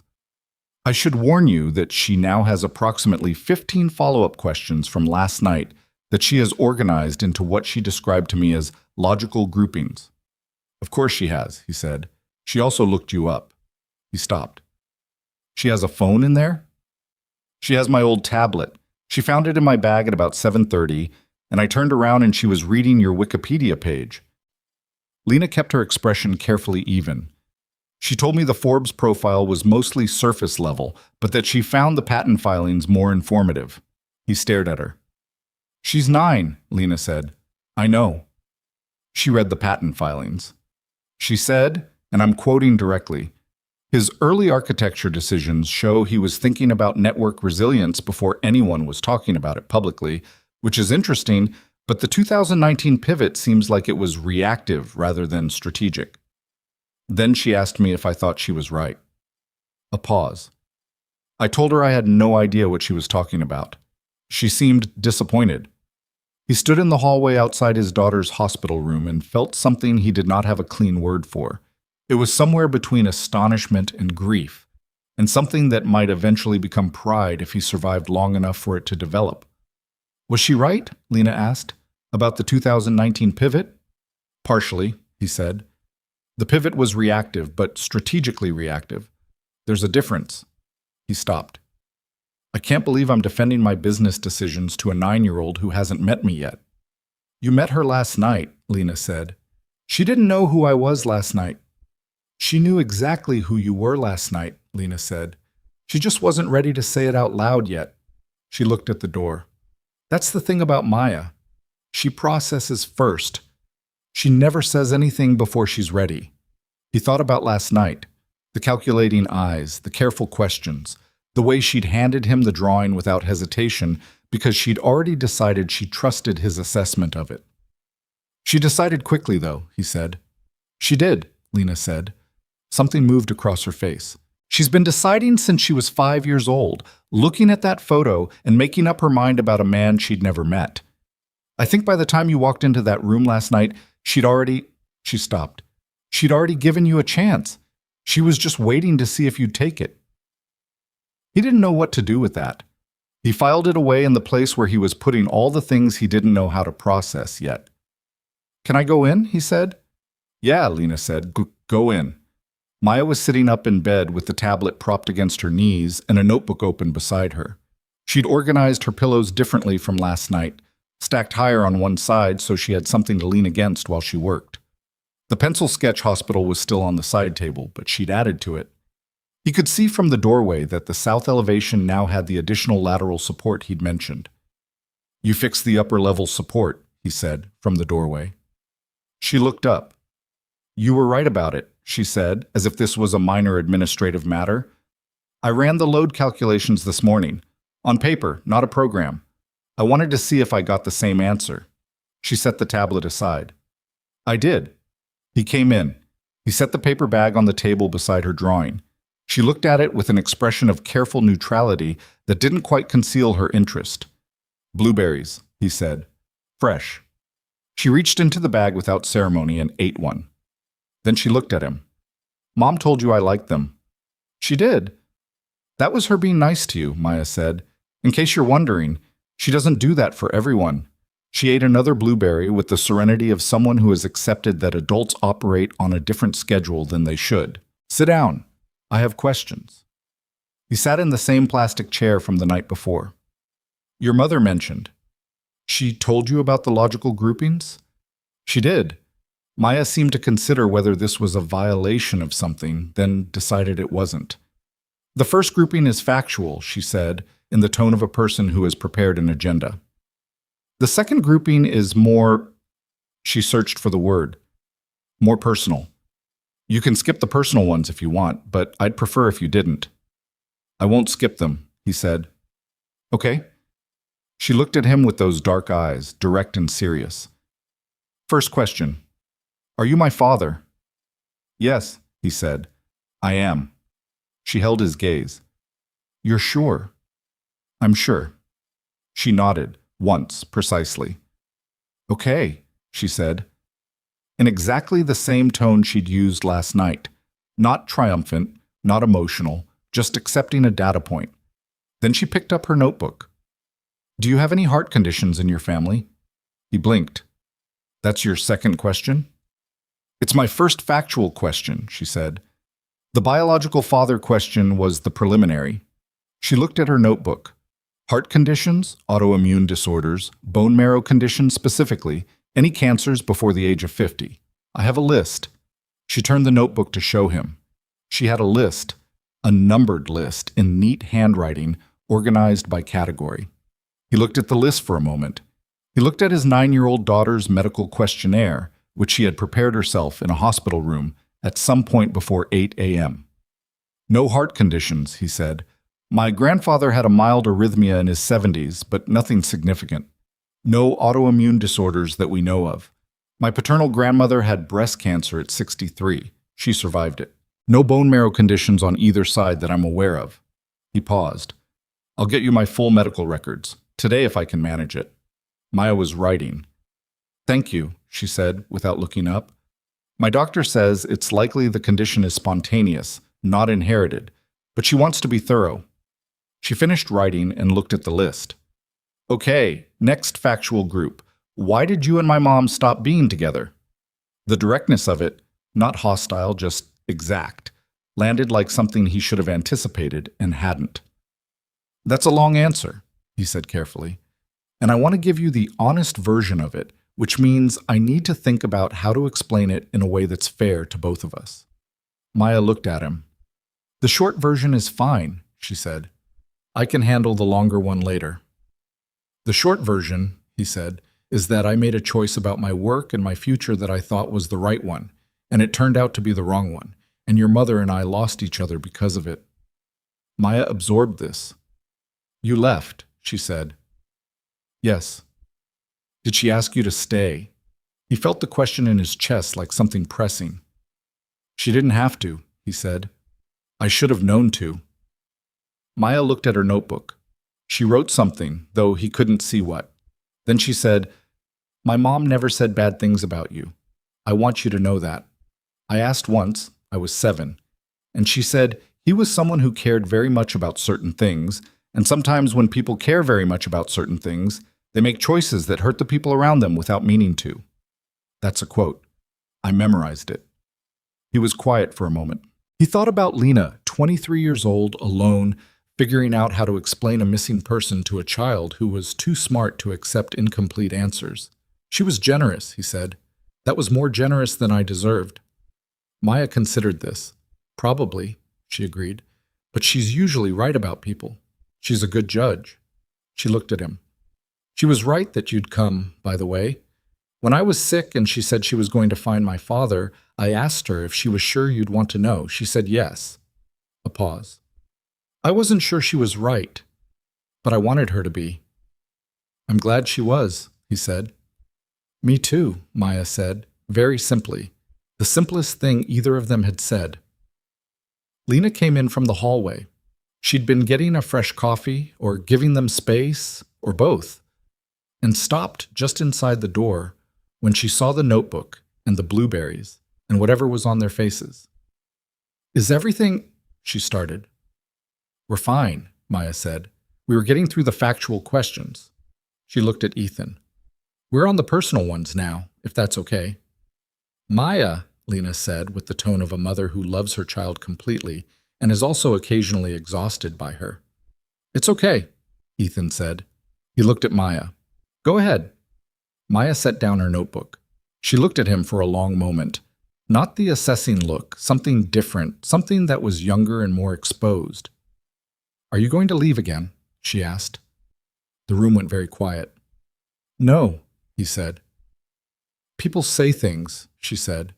It was Lena's phrase, and she'd heard it enough times to have absorbed it into herself, and it landed with a weight that was partly the child's and partly the mother's.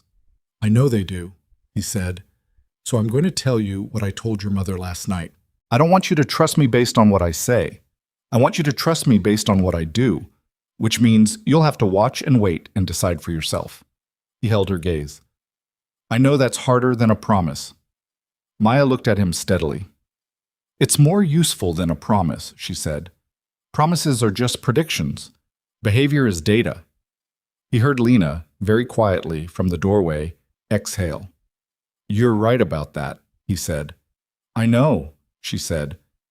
Then, carefully, "Can I call you something? Or should I just—" She stopped. For the first time, she looked uncertain. Not the calibrated uncertainty of someone buying time to think, but the real thing. A 9-year-old asking a question she didn't know the answer to. "Whatever feels right," he said. "There's no wrong answer to that." She thought about it for a moment with visible seriousness. "I'll figure it out," she said finally. "I'll let you know when I do." "Fair enough," he said. She picked up a blueberry, ate it, looked at the ceiling for a moment with the expression of someone checking an internal list. "Okay," she said. "I think that covers the main groupings." She glanced at her notebook. "I have some secondary questions, but they can wait." "Secondary questions," Ethan said, "about the company, and the technology, and the design philosophy behind the original architecture." She picked up the tablet. "I have some thoughts about the 2019 pivot." "I heard," he said. "You want to know what I think?" "I genuinely do," he said. "But first I have to send an engineering summary to Singapore by noon. So if you can give me about 40 minutes. Maya looked at him, then at the laptop bag he'd set by the chair. "You brought work," she said. "I brought work," he confirmed, "because your mother told me you had opinions, and I figured a 40-minute work session was probably the fastest way to demonstrate that I'm a person and not a guest appearance." Maya looked at him for a moment, then at Lena, then back at Ethan. "You can work at the table," she said, with the air of someone granting a concession. "The Wi-Fi in here is actually decent. The hospital upgraded it last year, probably because patients complained." "Probably," he said. He set up his laptop at the small table under the window and started working, and the room settled into a particular kind of quiet. The sounds of the hospital outside the door, the scratch of Maya's pencil on her drawing, the soft tap of Ethan's keyboard, Lena in the chair by the bed reading something on her phone with her feet tucked under her. It was not a comfortable quiet. It was too new for that. Too strange and too loaded and too aware of itself. But it was a real quiet. Not performed, not maintained artificially. Just 3 people in a room that was becoming, very slowly and very imperfectly, something it hadn't been 8 hours ago. He finished the engineering summary at 11:40. He read it twice, sent it to Richard for review, and then forwarded it directly to Park Jae-won's office with a brief note. He closed the laptop and stretched his shoulders, which had developed the specific ache of someone who'd been hunched over a screen, and Maya looked up from her drawing. "Done?" she said. "Done for now," he said. "What are your thoughts on the 2019 pivot?" She straightened against her pillows and picked up her notebook. "Okay," she said, with the particular energy of someone who has been waiting for this. "So your core architecture up to 2018 was built around anticipating failure points. You were essentially designing for resilience, but the 2019 pivot moved toward optimization. Those are opposite design philosophies. Resilient systems tolerate redundancy. Optimized systems eliminate it." She looked at him. "So my question is, did you know at the time that you were making a trade-off, or did you think you could have both?" He looked at his daughter, his 9-year-old daughter who had read his patent filings. "We thought we could have both," he said. "Were you right?" "Partially," he said. "We got the optimization gains we targeted. We lost some resilience capacity. It created exposure in 2021 when the supply chain disruptions hit, which cost us about 6 weeks of revenue." He paused. "In retrospect, we traded short-term efficiency for long-term vulnerability. Your analysis is correct." Maya wrote something in her notebook. That happens a lot, she said, almost to herself. People optimize for what they can see and underweight what they can't. He thought about a 22-year-old man who had optimized his life for a specific future and eliminated everything that didn't serve it. He thought about what that optimization had cost. He thought about 9 years. "It does," he said. Lena, from her chair, said nothing. But she was watching him, and he was aware of her watching, and he was aware that she had understood the double meaning of what just passed between him and their daughter, and was deciding how to hold it. Maya put her notebook down and looked at her drawing. She'd been adding to it all morning, and it had grown considerably. A full building now, floor plans implied by dotted lines. The south elevation detailed what appeared to be a green roof on the structure. "Do you like buildings?" she asked. "I know you work with systems, but buildings are systems too." "I know they are," he said. "Your mother taught me that." Maya glanced at Lena with a look that was not surprised exactly, but noting something, filing it. "She's very good," Maya said, with the gravity of someone reporting a fact about a third party who happens to be sitting 6 feet away. "At seeing how things fit together. She once redesigned a load-bearing wall in an apartment renovation, and the engineer said it was wrong, and she proved the engineer was wrong with calculations on a napkin, and the engineer was annoyed about it for months." She paused. "I was there. I was 6. I remember." Lena made a noise from her chair that was somewhere between amusement and protest. "I wasn't trying to embarrass him," she said. "You were a little bit," Maya said. "He was wrong about the wall." "You were a little bit trying to embarrass him," Maya confirmed cheerfully, and looked back at Ethan as if this settled the matter. He looked at Lena. Lena looked at him. The expression on her face was the complicated one again, but it had something new in it now. Something that was lighter, something that existed in the space that only opens up when the heaviest part of a thing has been said. His phone buzzed. "Richard. Singapore confirmed. They're back in. Call at 3 p.m. to resume. You're a miracle worker." And then, almost immediately after, "Also Walsh is out, done by noon." He typed back, "Good. I'll be on the 3 o'clock. He thought for a moment, then added, "Richard, I want to talk next week about restructuring my schedule. Long term. I'll explain then." He put the phone away. He looked at Maya, who had gone back to her drawing with the complete focus of someone who had finished one task and moved cleanly to the next. The morning light had shifted. It was coming in differently now, at a lower angle through the window, and it caught the top of Maya's head and made her hair look almost warm. She was chewing the inside of her cheek while she drew, which was a habit he had, and which he recognized now as something he'd passed along without knowing, the way you pass things along when you don't know you're doing it. Lena caught him looking. She didn't say anything. She just looked at him for a moment with those careful, complicated eyes, and then she looked back down at her phone. He was still there at 2 in the afternoon when Dr. Okafor came in for rounds. She was a tall woman in her mid-40s, with the kind of focused, economical manner of someone who had been giving difficult information to frighten people for a long time and had learned to be direct without being cold.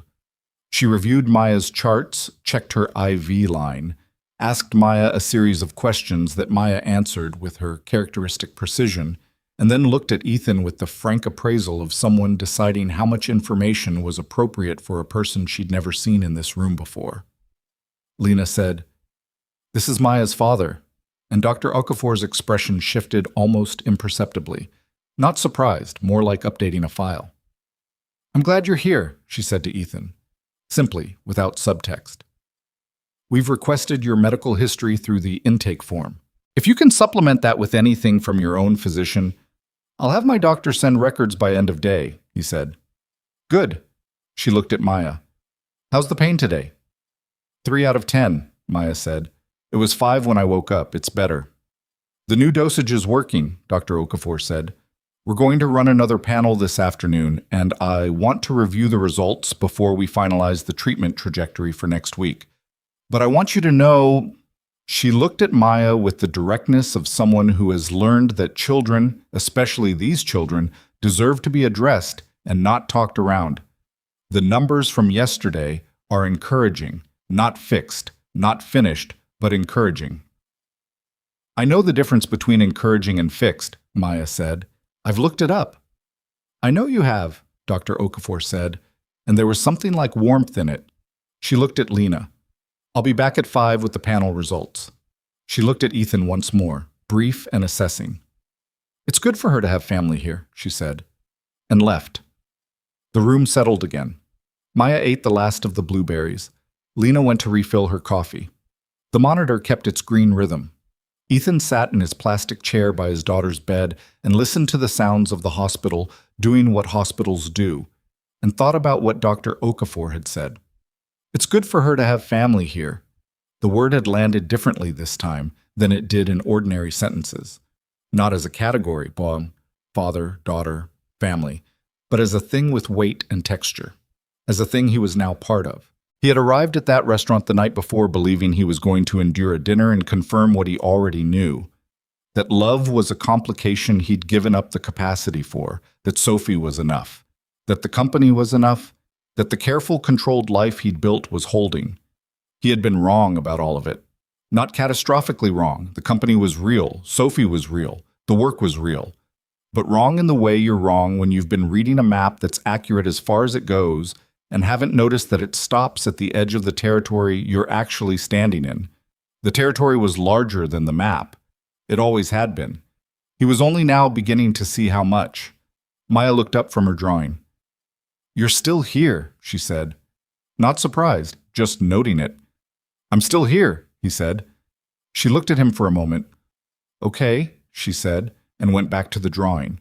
It was the smallest possible acknowledgement. It was also, he understood, exactly what she'd meant it to be. A door held open slightly, a provisional grant, the beginning of something that would take a long time and a lot of showing up before it became what it had the potential to become. He opened his laptop again to prep for the 3 o'clock Singapore call. Maya drew her hospital with its better windows and its load-bearing walls in the right places. The monitor kept counting. Outside, New York City went on being itself. Enormous, indifferent, full of 10 million lives that had nothing to do with this room, full of people who had no idea that in a small hospital room on the 7th floor of a building on East 33rd Street, a man who had spent 10 years optimizing for the wrong things was sitting next to a 9-year-old girl who had already identified the flaw in his logic and was beginning, very slowly, to understand what it would take to correct it. He had the Singapore call at 3. He had a company to save by increments. He had a daughter at home who needed colored pencils, and a father who came home. He had a daughter in a hospital bed who had questions organized into logical groupings, and a design philosophy he was only starting to comprehend. And across the room, Lena Brooks came back through the door with a fresh coffee, and she looked at the two of them, at the man in the plastic chair and the girl in the hospital bed, both of them bent over their respective work. And she stood in the doorway for a moment without coming in, just looking at something she had never quite let herself picture, and her expression did something complicated and private that she didn't let anyone see. Then she came in and closed the door and sat down in her chair. The 3 o'clock Singapore call ran long. Ethan took it in the hallway outside room 714, standing by the window at the end of the corridor that looked out over a parking structure, and beyond it, a thin strip of the East River catching the afternoon light. Park Jae-won had reviewed the engineering summary and come back with 7 specific questions, all of them sharp, all of them fair, and Ethan answered each one directly while watching a tugboat move slowly up the river below and thinking, in the background of his mind, about lateral load distribution and a 9-year-old's pencil sketch. The call ended at 4:17.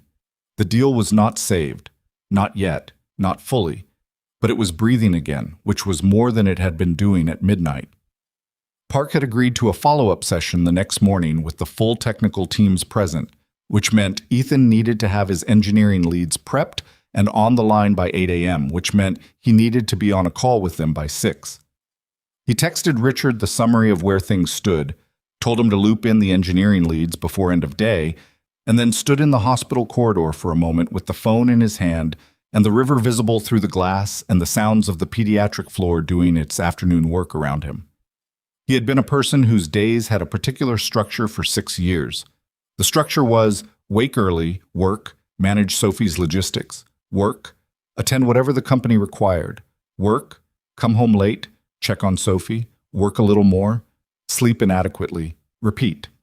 It was not a structure that had room for hospitals. It was not a structure that had room for plastic chairs or fresh blueberries or 9-year-old girls with notebooks organized into logical groupings. He was going to have to rebuild the structure. He put the phone away and went back to room 714. Maya was asleep.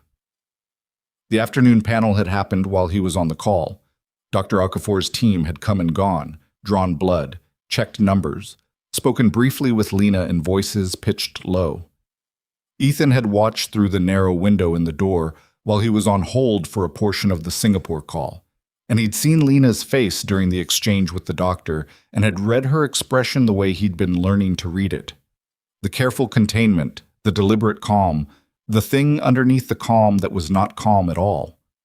Now Lena was in her chair with her legs crossed and her sketchbook open on her knee. Actual architecture work, preliminary drawings for something, her pencil moving in the practiced economical way of someone who has drawn thousands of lines and knows without thinking which ones are useful. She looked up when he came in, assessed him briefly, looked back at her work. "How did it go?" she asked quietly, because Maya was sleeping. "Better than last night," he said. "Not fixed." "The company," she said. Not a question, just locating the subject. "The company," he confirmed. He sat in the plastic chair, which had become, in the course of a day, his chair in a way that it hadn't been the night before. "What did Dr. Okafor say?" Lena's pencil stopped. "The panel results are mixed. The new medication is doing what it's supposed to do, which is good. Her counts are moving in the right direction, which is also good, but—" She stopped, looked at her sketchbook without seeing it. "She wants to add a second drug to the protocol. There's a clinical trial. NYU is part of it. The drug has had good results in the early data. It adds 3 weeks to the treatment timeline." "Is Maya going to agree to it?" he asked. Lena looked up at him. "Why do you ask it that way?" "Because from everything I've seen in the last 20 hours, he said, she's the one running the risk-benefit analysis." Something crossed Lena's face, complicated, and then, briefly, not. "Yeah," she said. "She is. I told her about the trial when Dr. Okafor left. She asked for the published data. I'm getting it printed from the nurses' station." She paused. "She'll agree to it. She's not afraid of treatment. She's afraid of being kept in the dark about it." "That's different from most 9-year-olds, he said. "Most 9-year-olds didn't spend 2 years asking their pediatrician detailed follow-up questions at every checkup," Lena said. "Her first doctor told me it was unusual. Her second doctor told me it was a gift." She looked at Maya sleeping. "I think it's both." He looked at Maya, too. In sleep, the management she applied to her waking hours relaxed and she looked younger, closer to the 9 that she was, the age that mostly got swallowed by how she moved through the world. "She chews the inside of her cheek," he said, "when she's concentrating." Lena was quiet for a moment. "I know," she said. "I do the same thing. My mother used to tell me to stop." "I know," Lena said again, softer this time. He looked at Lena. She was still looking at Maya, and her expression had that private quality again, the one she turned away from him when she remembered herself. He didn't push at it. He was learning which things to push and which to leave. "I need to tell Sophie," he said. "Soon. Not today. Today has been—" He stopped. "But soon." Lena's pencil moved again, just slightly, a single mark on the paper. "I know," she said. "How do you think she'll take it?" He thought about Sophie, about her gray eyes and her calibrating intelligence, and the way she'd said complicated bad, or complicated interesting this morning, already sorting the possibilities before she had the information. "She's going to want to meet Maya," he said. "That'll be her first instinct. She collects people she finds interesting." "Maya's going to find that overwhelming," Lena said. "She adjusts to new people slowly. It takes her a while to—" She stopped. "She trusted you fast by her standards. That's not normal for her." "Why do you think she did?" he asked. He meant it genuinely. He wanted the answer, and he knew Lena would have one. Lena looked at the sketchbook. She was quiet for long enough that he thought she might not answer, and then she said, "Because she'd already decided what she thought of you before you walked in. She'd spent 9 years with a story and a photograph in her own imagination, and then you were there, and the real version matched the story closely enough. She paused. And because you looked at her drawing and said the right thing about the lateral support, she'd been waiting to tell someone about the lateral support for 3 months. He absorbed that. A 9-year-old who had spent 9 years building a picture of a father from a photograph and a story her mother told her with careful, protective love, and who had looked at him across a hospital room and decided in the span of an hour that the real version of him was acceptable.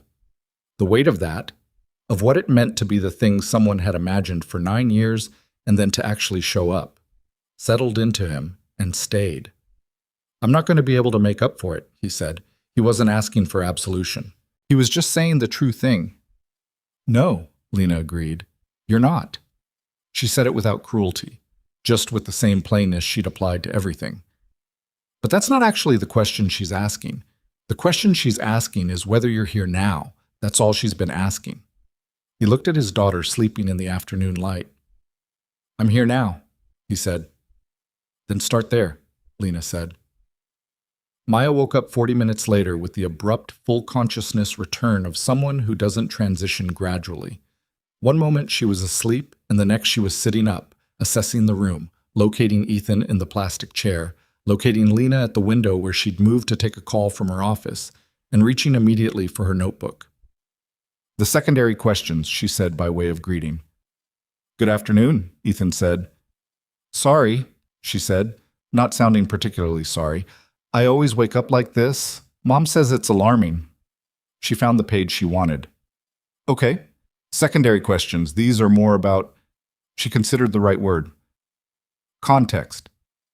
"Go ahead," he said. "Do you like your work?" she asked. He blinked. "That's your first secondary question?" "It's important," she said. "Whether people like what they do changes how they do it. If you don't like it, it shows, even when you're good at it." She looked at him with those evaluative eyes.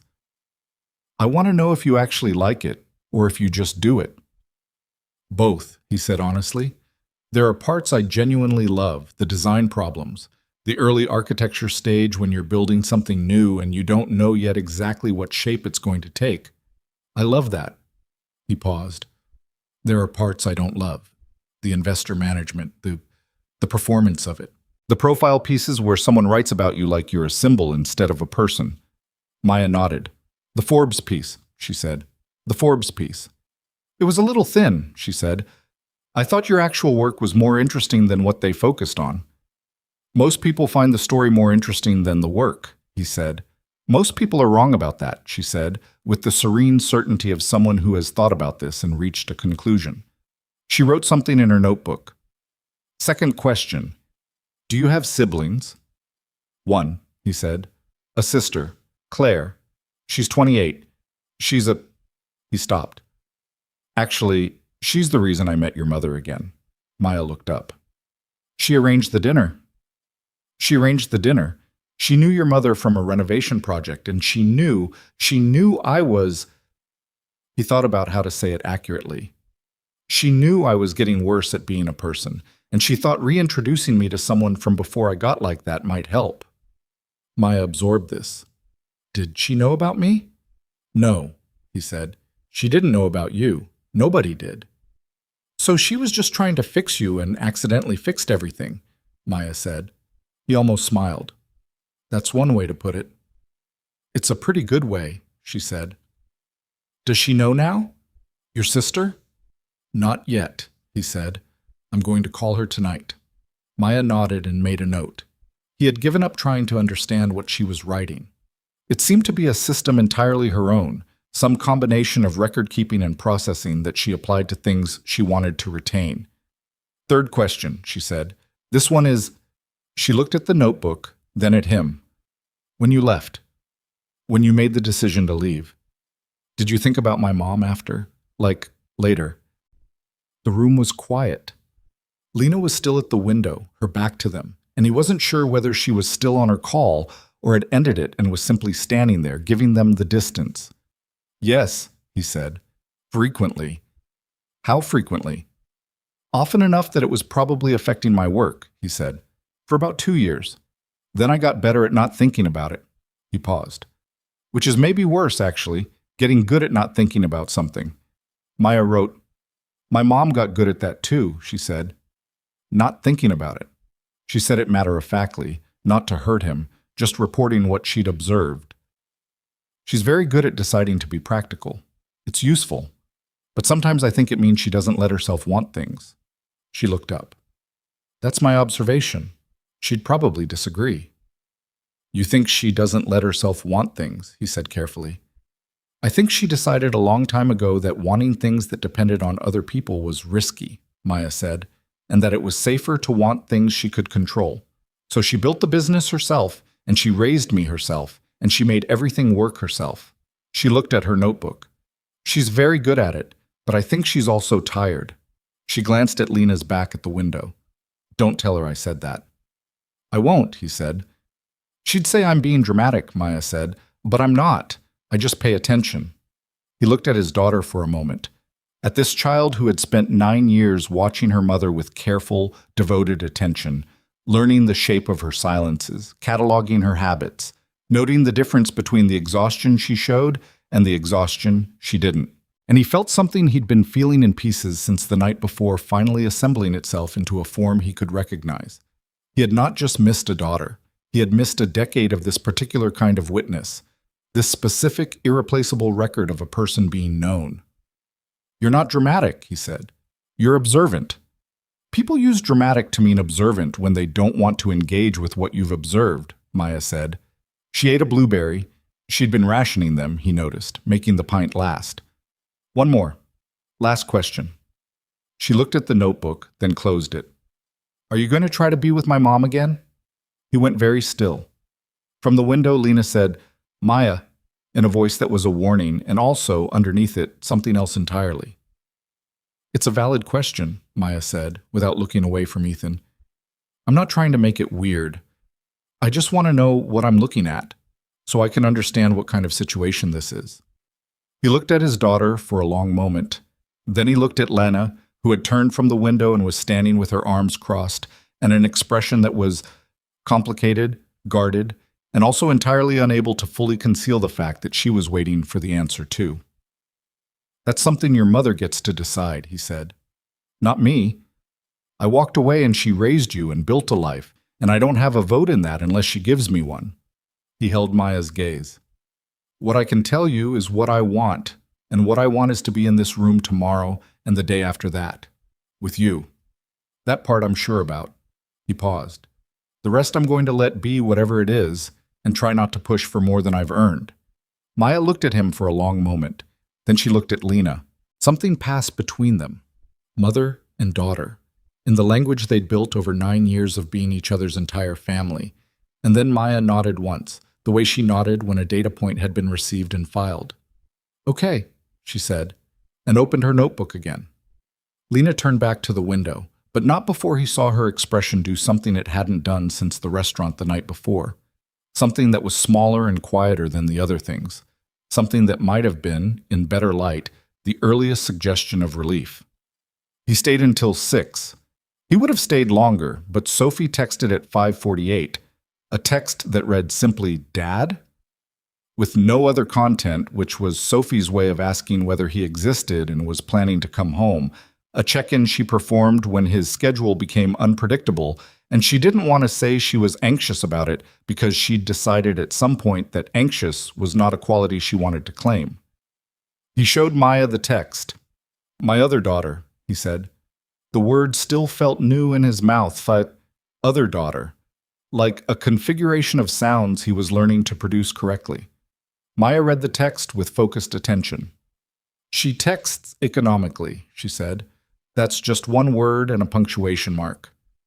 She's concise, he said. I'm concise too, Maya said. She seemed to find this interesting, the parallel. What's she like? She's 9 years older than she acts, he said.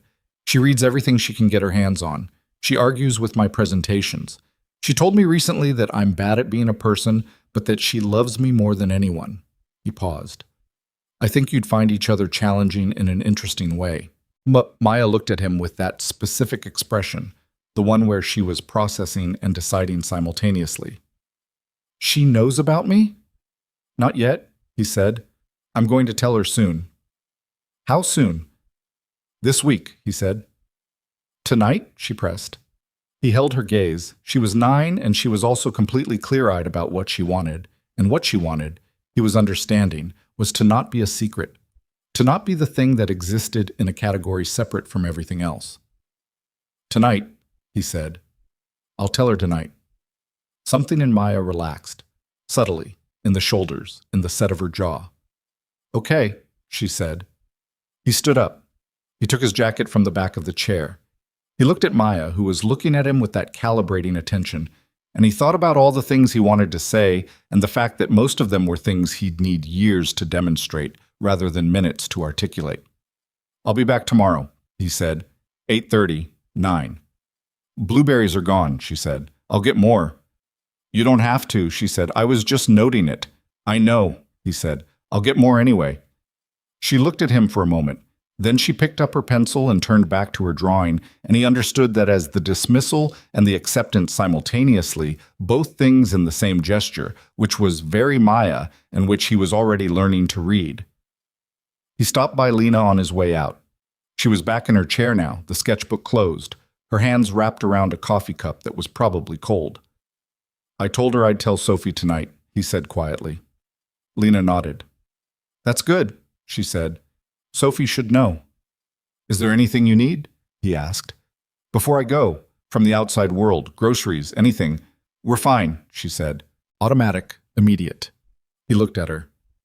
Lena. She stopped, pressed her lips together for a moment. There's a bag in the closet. I've been staying here nights and going home mornings. The bag has 2 days of clothes in it, and I haven't had time to... Give me your address, he said. I'll have someone pick up whatever you need and bring it here. You don't have to. I know I don't have to, he said. That's not the question. She looked at him. The complicated expression again, with the thing underneath it that she managed with great discipline. Then she took out her phone and typed something, and his phone buzzed with her address. A Red Hook address. A neighborhood he knew mostly by proximity to other places. Thank you, he said. Don't make it... She stopped, started again. Don't make it a thing. It's just a bag. It's just a bag, he agreed. She held his gaze for a moment, and there was something in it. Not warm exactly, not open exactly, but not the distance she'd been maintaining either. Something was shifting in the architecture of how she looked at him. Not dramatically, not quickly, but shifting. Go home to Sophie, she said. He went. The cab ride uptown was different from the night before. Less stunned, more settled. Not settled in the sense of resolved, but settled in the sense of having located the actual dimensions of the thing he was dealing with. The night before he'd been in free fall. Now he had the floor under him, even if the floor was irregular and the room was still tilted and he couldn't see all the walls yet. He stopped at a pharmacy on 79th Street and bought colored pencils. The good kind. The ones in the long flat tin that Sophie had been requesting for 3 months. And then he went home. Mrs. Okafor, who lived 2 floors down and had been Sophie's after-school arrangement for the past year, had already gone.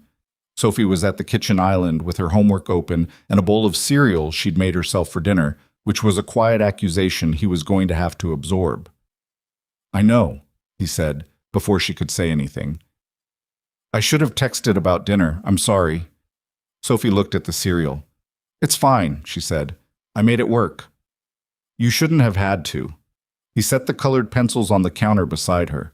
She looked at them, then at him, and he could see her deciding whether to be mollified. She decided to be mollified. She picked up the tin and turned it in her hands with the careful attention she gave things she'd been wanting. Thank you, she said. You're welcome. He sat down on the stool across from her. How was school? Fine. We had a sub in math who didn't know what he was doing, which was annoying. She opened her cereal bowl and took a spoon. How was your thing? The company thing is better, he said. Not fixed, but better. She nodded. She'd been monitoring the news alert he'd accidentally set on her tablet 2 years ago. She'd told him about it once, and he'd never removed it, partly because he found it useful to know she was paying attention. She probably knew as much about the Singapore situation as Richard Holt at this point. And the personal thing, she said it carefully, the way she repeated his language back to him when she was tracking something. He looked at his daughter across the kitchen island, at her gray eyes and her grandmother's assessment in them, and the colored pencil tin she was still holding because she hadn't wanted to put it down. "Sophie," he said, "I need to tell you something." She went still in the particular way she went still when she knew something significant was coming. Not afraid, just preparing, collecting herself. "Okay," she said. He thought about how to do this. He'd been thinking about it for the last hour in pieces, and he still didn't have a clean version of it, because there wasn't one. There was only the true version, which was untidy and incomplete and would raise more questions than it answered. "Last night at dinner," he said, "I met someone I knew a long time ago, before you were born. A woman named Lena." Sophie was very still. We were close when I was 22, he said, "and then I made some choices that weren't good ones, and we lost each other. And when I saw her last night, I found out—" He stopped, looked at his daughter. "I found out that I have another daughter, a girl named Maya. She's 9. The kitchen was quiet. The refrigerator made its small sound. Outside the window, the city went on. Sophie looked at him. He couldn't read her expression. It was doing too many things at once. 9, she said. 9 years old, he said. Same age as you. She's my... Sophie stopped, working through the logistics of it. She's my sister? Half-sister, he said. Yes. Another silence. He waited. Sophie processed information by going quiet first and then asking questions in a sequence, and he'd learned over 9 years not to fill the quiet. You didn't know about her, Sophie said. It wasn't a question. She was confirming an understanding. No, he said. I didn't know. Her mother didn't. There were reasons she didn't tell me. I'm not going to say they were wrong. He paused. I found out last night. And you went to meet her? Sophie said. Last night, after dinner, you went? Yes, he said. That's why you came home so late. Yes. Sophie set the colored pencil tin on the counter. She looked at the kitchen island surface for a moment, at a scratch in the laminate she'd made 3 years ago with a compass from her geometry set. Is she okay? She asked. Maya. It caught him off guard. The immediate directness of the concern, the fact that her first question was not about him or about her own position in this new arrangement, but about the other child. He should not have been surprised. It was very Sophie. She's in the hospital, he said. She's sick. That's part of how this all came to the surface. Her mother needed to find me for medical information. He paused. She's being treated. The doctors are optimistic. Sophie nodded slowly, still processing. What's she like? She asked. He thought about how to answer that in a way that was honest without being so specific that Sophie had nothing to discover for herself. She's very smart, he said. She reads everything. She's designing a hospital from her hospital bed. Something moved across Sophie's face. She draws buildings? She's been designing buildings since she was 6, he said. Her mother is an architect. Does she know about me? Sophie asked. She knows you exist, he said. She knows I have a daughter named Sophie. She wanted me to tell you about her right away. Tonight. She didn't want to be a secret. Sophie looked up at him. Something was working across her face, the rapid, multi-track processing he recognized. She sounds like me, she said. In some ways, he said, she's also very different from you. Different how? She's more deliberate, he said. She thinks for a long time before she says things. She has a notebook where she writes down questions and categories before she asks them. He paused. You think out loud. She thinks inside and then speaks. Sophie absorbed this. We'd probably argue, she said. Probably, he said. I think you'd find each other interesting, though. Sophie was quiet for a moment, then, can I meet her? When she's feeling well enough, he said, and when it feels right. It'll take some arranging. She needs time to adjust to new people. I won't be too much, Sophie said, and there was something in it, a self-awareness that was almost adult about her own particular intensity, her own way of filling a room. I can be less too much. I know you can, he said. Sophie picked up the colored pencils again, turned the tin, set it down. Dad, she said. Yeah. Are you okay? She said. Like, actually. He looked at his daughter, the daughter he'd raised, the one who'd been with him, who'd corrected his board presentations at age 7 and told him he was bad at being a person, and still, every Sunday without fail, asked if he was happy. I don't know yet, he said honestly. I think I will be. She looked at him for a long moment with those gray eyes. Then she got up from her stool and came around the kitchen island and hugged him, which she didn't do frequently. She was not an unsolicited hugger, had never been. It required a particular kind of moment for her to decide it was the right move. He put his arms around her, and she pressed her face against his shoulder the same way she had this morning, and they stayed like that for a moment in the kitchen, with the refrigerator humming and the city outside. You should eat something, she said into his shoulder. Real food, not cereal. I know, he said. I can make eggs, she said. I know how. You've made eggs twice in your life, he said. And they were fine both times, she said, pulling back with the dignity of someone who stands behind their work. He almost smiled. They were fine, he confirmed. She made eggs.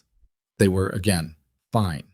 He ate them standing at the counter while Sophie sat on the island and opened the colored pencil tin and arranged the pencils by color family in the particular way she had, which involved considerable deliberation about where the borderline colors belonged. Ethan, she said. He looked at her. You called me Sophie, she said. I always call you Sophie. You called me Sophie just now like you were talking to a person, she said. Not like you were talking to your kid. She looked at him. There's a difference. He looked at his daughter, who was 9 years old and sat on his kitchen counter, arranging pencils, and had just articulated a distinction that most adults managed without words. Is that okay? He said. Yeah, she said. It's good, actually. She held a blue-green pencil up to the kitchen light, examining it. It means you're treating me like someone worth talking to, which I am. I know you are, he said. I know you know, she said. I'm just saying. He took his plate to the sink. He washed it. The small maintenance of ordinary life. The thing you do because it needs doing, and because doing it is a way of being present in your own kitchen on a Tuesday night. Then he dried his hands and looked at his daughter on the counter and said, I have to call Aunt Claire tonight. Sophie looked up. Does she know? She arranged the dinner, he said. She didn't know what she'd arranged. Sophie blinked. She introduced you to Maya's mom? Without knowing who she was to me, he said. She thought she was setting me up on a blind date. Sophie was quiet for a moment. Then she said, That's insane. That's one word for it, he said. She's going to think it's her fault, Sophie said, because Sophie knew her aunt and knew exactly how Claire Calloway processed things, with generous quantities of both guilt and love, in that order. She's going to think it's the best thing she ever did, he said. Eventually. After the guilt, Sophie said. After the guilt, he agreed. He called Claire at 8:30, after Sophie was in bed. He sat on the couch in the living room with the lights low and the city beyond the windows doing its usual nighttime thing, and he told his sister everything. Not in order, not with the clean narrative structure he applied to business presentations. Just the whole of it, the way it had actually happened. From the restaurant to the hospital, from the photo on the bookshelf to the notebook with its logical groupings. Claire was quiet for so long after he finished that he checked the phone screen to make sure the call was still connected. Claire, he said. I'm here, she said. Her voice was strange, thick in a way he recognized. Don't cry, he said. I'm not crying, she said. I'm sitting here. A pause. I've been setting you up on dates for 3 years, Ethan. I've sent you to dinner with 12 different women. I never... She stopped. I hired her firm in January. She came over to look at the apartment, and I showed her a photo of you and Sophie on my fridge. And she looked at it for a second, and I thought she was just being polite. And then she said, Your nephew looks like someone I used to know. And I thought, a sound. I thought she meant a general resemblance to someone. I had no idea. She was protecting herself, he said. She didn't know if she could trust where it would go. Ethan, Claire said, you have a daughter. I know. Besides Sophie. I know. Are you... She stopped. How are you? Are you... What is this doing to you? He thought about the honest answer to that, the full, unfiltered version. It's the hardest thing that's happened to me since Sophie was born, he said. And also the most... I don't have the word. Significant, maybe, in the sense of changing the shape of things. Are you angry? Claire said. At Lena? For not telling you? He thought about it. He'd been thinking about it all day, in the spaces between everything else. I understand why she didn't, he said. I walked out on her with no explanation and didn't pick up her calls. She had every reason to believe that telling me would get her nothing and cost her something. He paused. I think I'm more angry at my 22-year-old self than at her. That's, Claire said. That's actually very mature of you. Don't sound so surprised. I'm a little surprised, she said. You've been emotionally avoidant for approximately a decade. I know, he said. I say that with love, she said. I know that too, he said. She was quiet for a moment. What happens now? I go back to the hospital tomorrow, he said. And the day after that. And I figure out how to be part of something I walked away from before I understood what it was. He leaned back against the couch. I'm going to restructure some things at work. Make room. I can't run the company the way I've been running it, and also I can't do both of those things in the same amount of time I've been doing one of them. Richard's going to have a heart attack, Claire said. Richard's going to be fine, he said. He's been carrying more than his title calls for years. It's time to make it official. Another pause. Can I come to the hospital? Claire said. When it's appropriate. When she's ready for more people. Her voice was careful, wanting to be right about this. I want to meet her. I'll ask Lena, he said. Soon. And Lena, Claire said, very carefully. In the tone of someone who has been observing her brother for 32 years and knows which questions to approach from the side. What about Lena? He said. Are you... She stopped. Never mind, you don't have to answer that. I don't know the answer, he said. That's not me deflecting. I genuinely don't know yet. There's a lot of other things to figure out before that's even a question with an answer. Okay, she said. A pause. She's good, though? From what you can tell? He thought about Lena in the hospital chair with the sketchbook open on her knee, still doing her work because the work still existed regardless of what else was happening. He thought about her saying, She's extraordinary, Ethan. You have no idea in the restaurant, and her voice cracking just slightly around the edges of it. He thought about 23 years old and alone, and a one-bedroom in Flatbush, and 2 jobs and no family money, and raising someone who grew up to design hospitals from her hospital bed. She's exceptional, he said. She always was. Claire said nothing for a moment, then, I'm sorry, she said, that the dinner happened the way it did and not earlier, some better way. Don't be, he said. I'm not sure there was a better way. I'm not sure I would have been ready for a better way. He looked at the city through the windows. I think I needed to be this person first, before I could be the right one in that room. Are you the right one now? She asked. He thought about the plastic chair and the blueberries and the notebook with its logical groupings. He thought about Maya looking at him and saying, behavior is data with the serene certainty of someone who had been paying attention her whole life. I'm trying to be, he said. I think that has to be enough to start. He went to bed at 10:30.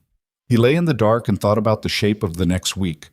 The Singapore follow-up, the board communication, the restructuring conversation with Richard, the schedule changes he was going to have to make and defend and hold against the pressure that would inevitably come from people who'd relied on his particular brand of total availability for 6 years. He thought about Sophie asleep down the hall with her new colored pencils on her bedside table because she'd wanted them close. He thought about Maya in room 714 with her notebook and her drawing and the monitor counting green in the dark. He thought about Lena sitting in her chair, the sketchbook on her knee, pencil moving in the practiced economy of someone who had learned to do her best work in the margins of whatever else was happening. He thought about all of it at once and felt the enormity of it, not as a threat, not as something crushing, but as the actual dimensions of his life now, finally visible, finally the right size. large enough to require more than he'd been giving, real enough to be worth giving it. He fell asleep thinking about blueberries. Not frozen, fresh. He was up at 5:45 before the alarm, which was nothing new. But the thing that was new was what happened next.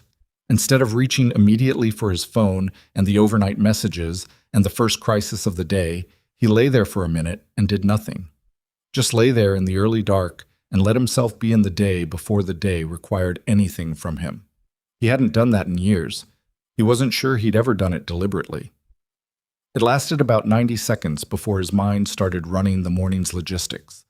But those 90 seconds were there. They happened. He counted them as something. He was out of the apartment by 8, blueberries in the paper bag, laptop in his bag for the Singapore prep, coffee in the travel cup. Sophie had left him a note on the counter in her small, precise handwriting. "Tell Maya I hope she feels better. S." He looked at the note for a moment. Then he folded it carefully and put it in his jacket pocket. He walked to the hospital through the morning city. He'd decided to walk. It was 20 blocks. He had the time. And the morning was doing what summer mornings do in New York. That specific early heat that hasn't committed yet. The air still carrying the overnight cool in the shadows and the warmth starting in the open streets. He walked through it with the paper bag and the laptop bag and the coffee and the note in his pocket from one daughter to the other. He arrived at NYU Langone at 8:47. He took the elevator to the 7th floor. He turned right at the nurse's station. He walked to room 714. He stopped outside the door and listened for a moment. He could hear, faintly, 2 voices, Lena's and Maya's. He couldn't make out the words, but he could make out the rhythm of it, the easy practice back and forth of 2 people who had been talking to each other for 9 years and had built their own language inside that time. He knocked, which he hadn't done the first night, which felt right now as an acknowledgement that this room had a life before him and would have one with him, and that entering required the small, deliberate courtesy of asking first. "Come in," Lena said. He opened the door. Maya was sitting up with her notebook open, and what appeared to be 3 printed pages from a medical journal spread across her blanket.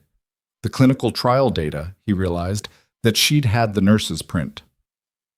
She looked up when he came in with the same evaluative attention as always, and then looked at the paper bag, and something in her face did the small, controlled movement that was Maya's version of pleased. "You got more?" she said. "I said I would," he said. "I know," she said. "But people say things." She held out her hand for the bag with the exact same gesture as the morning before. Direct, no performance around it, just practical. He handed it over. He looked at Lena, who was watching him from her chair with the complicated expression, which this morning had slightly fewer of its guarded components than it had the day before. Not much, but measurably. "Sophie left something for Maya," he said. He took the folded note from his pocket and held it out. "She wrote it this morning before school." Lena looked at the note. Then she looked at him. She didn't say anything, but something moved across her face that she didn't manage to contain before he saw it. He gave the note to Maya, who unfolded it with careful fingers and read it. Her face did something he hadn't seen it do before. Something younger and more open, not the evaluative expression, not the processing expression, something that was simply response. "Sophie," she said, testing the name. "Sophie," he confirmed. Maya looked at the note for a moment longer. Then she folded it with the same care she'd unfolded it and put it in her notebook, and looked at Ethan with those dark eyes that had his shape around them. "I have tertiary questions," she said. "Of course you do," he said, and sat down in the plastic chair. Lena made a sound from her chair that was not quite a laugh and not quite something else, and was, he thought, one of the most real sounds he'd heard in a very long time. The tertiary questions took 3 days. Not 3 days of continuous questioning. Maya wasn't relentless in the way that word usually implies. Wasn't the kind of child who wore you down through repetition or volume. She was relentless in the quieter, more durable way of someone who simply didn't forget things and didn't let them go until she understood them fully. She'd ask one question, receive an answer, write something in her notebook, and then sit with it for hours or a day before the next one arrived. The questions came in the morning, mostly, when her pain levels were lowest and her mind was sharpest. and they covered territory that ranged from the technical. She wanted to understand the full architecture history of Callaway Systems, which took the better part of a Wednesday afternoon, to the personal, which she approached with the same systematic care but a different kind of attention. More still. More deliberate about what she did with the answers. She asked him once, on the Thursday morning, why he'd chosen technology. Not how. She'd already researched the how extensively. But why? What had made him believe, at 22, that this particular thing was worth everything else? He thought about it for a long moment before he answered. He was getting better at that, at not filling her silences with the first available response, at sitting with a question until he had something true to say rather than something adequate. I think I believed, he said finally, that if I built something real enough, something that actually worked and actually mattered in the world, I'd stop feeling like I was going to disappear. He paused. Like I needed to make something that would exist after me to prove I was actually here. Maya looked at him. That's a strange reason to build a company, she said. It is, he agreed. Did it work? He looked at her. For a while, he said, for longer than it should have. He looked at his hands, and then it stopped working, and I didn't know what to do with that. So I just worked harder. Maya was quiet for a moment, writing something. My mom does that too, she said. Works harder when something stops making sense. She looked at her notebook. I think it's a way of not having to figure out the actual problem. It is, he said. It's very effective at that. But only temporarily, she said. Only temporarily, he confirmed. She wrote something else. Then she looked up. I don't think you're going to disappear, she said. It was delivered with the same direct practicality she applied to everything, without sentimentality or performance. Just a conclusion she'd reached and decided to share. I've been watching. You come back every day. You texted Mom last night to ask about my pain levels, even though she didn't ask you to. You brought Sophie's note. You remembered that I said the hospital Wi-Fi was decent, and you stopped asking to use the nurse's station. She looked at him. Behavior is data. The data is consistent so far. He looked at his daughter for a long moment and felt something he was still learning to sit with. The particular quality of being seen by someone who was doing it without any agenda other than accuracy. So far, he said. So far, she confirmed. I'll keep updating. He accepted that. It was more than fair. The Singapore deal closed on the Friday of that first week. Not the full deal, not every term they'd originally wanted, but a revised agreement that preserved the core partnership and adjusted the timeline in ways that Ethan could defend to the board and that Park Jae-won could defend to his own consortium. It wasn't the outcome Ethan would have chosen 6 months ago. It was an outcome he could live with, which he was learning was a different and sometimes more important standard. Richard called to tell him. Ethan was in the hospital corridor on a coffee run for himself and Lena, walking back from the machine near the elevators with 2 cups that were going to be mediocre, regardless of what he did with them. It's done, Richard said. Park signed the revised terms 20 minutes ago. Legal is processing. Good, Ethan said. Good, Richard repeated in a tone that suggested he'd expected a more expansive response. Ethan, we were 3 hours from losing this deal on Tuesday night. It's Friday and we closed it. I want to be clear about what just happened. I know what happened, Ethan said. He turned the corner back toward 714. And I know what it cost us relative to the original terms. We're going to need to adjust our March projections. We're already on it, Richard said. I want to talk about the restructuring conversation you mentioned. My schedule is next week, Ethan said, Tuesday. I'll come in. We'll sit down. He paused outside the door to Maya's room. And Richard, I want you to know that the restructuring is about making the company more sustainable, not about anything being wrong with how you've been running things. You've been carrying too much. I'm going to make that official, and then I'm going to take some of it back from you in a different configuration. A pause. That's the least specific professional statement you've ever made to me, Richard said. I know, Ethan said. I'll be more specific on Tuesday. He ended the call and pushed the door open with his shoulder, both coffee cups in his hands, and nearly walked into Lena, who was standing just inside the door with her phone to her ear and the expression she wore when a work call had gone sideways. She held up one finger. Give me a moment. and he stepped around her and delivered Maya's morning blueberries, which he'd picked up on the way in, and settled into the plastic chair while Maya continued reviewing the printed clinical trial data, and Lena paced a small circuit near the window in the focused, controlled way of someone managing something professionally difficult. He watched her without appearing to watch her. She'd been dealing with her firm remotely all week.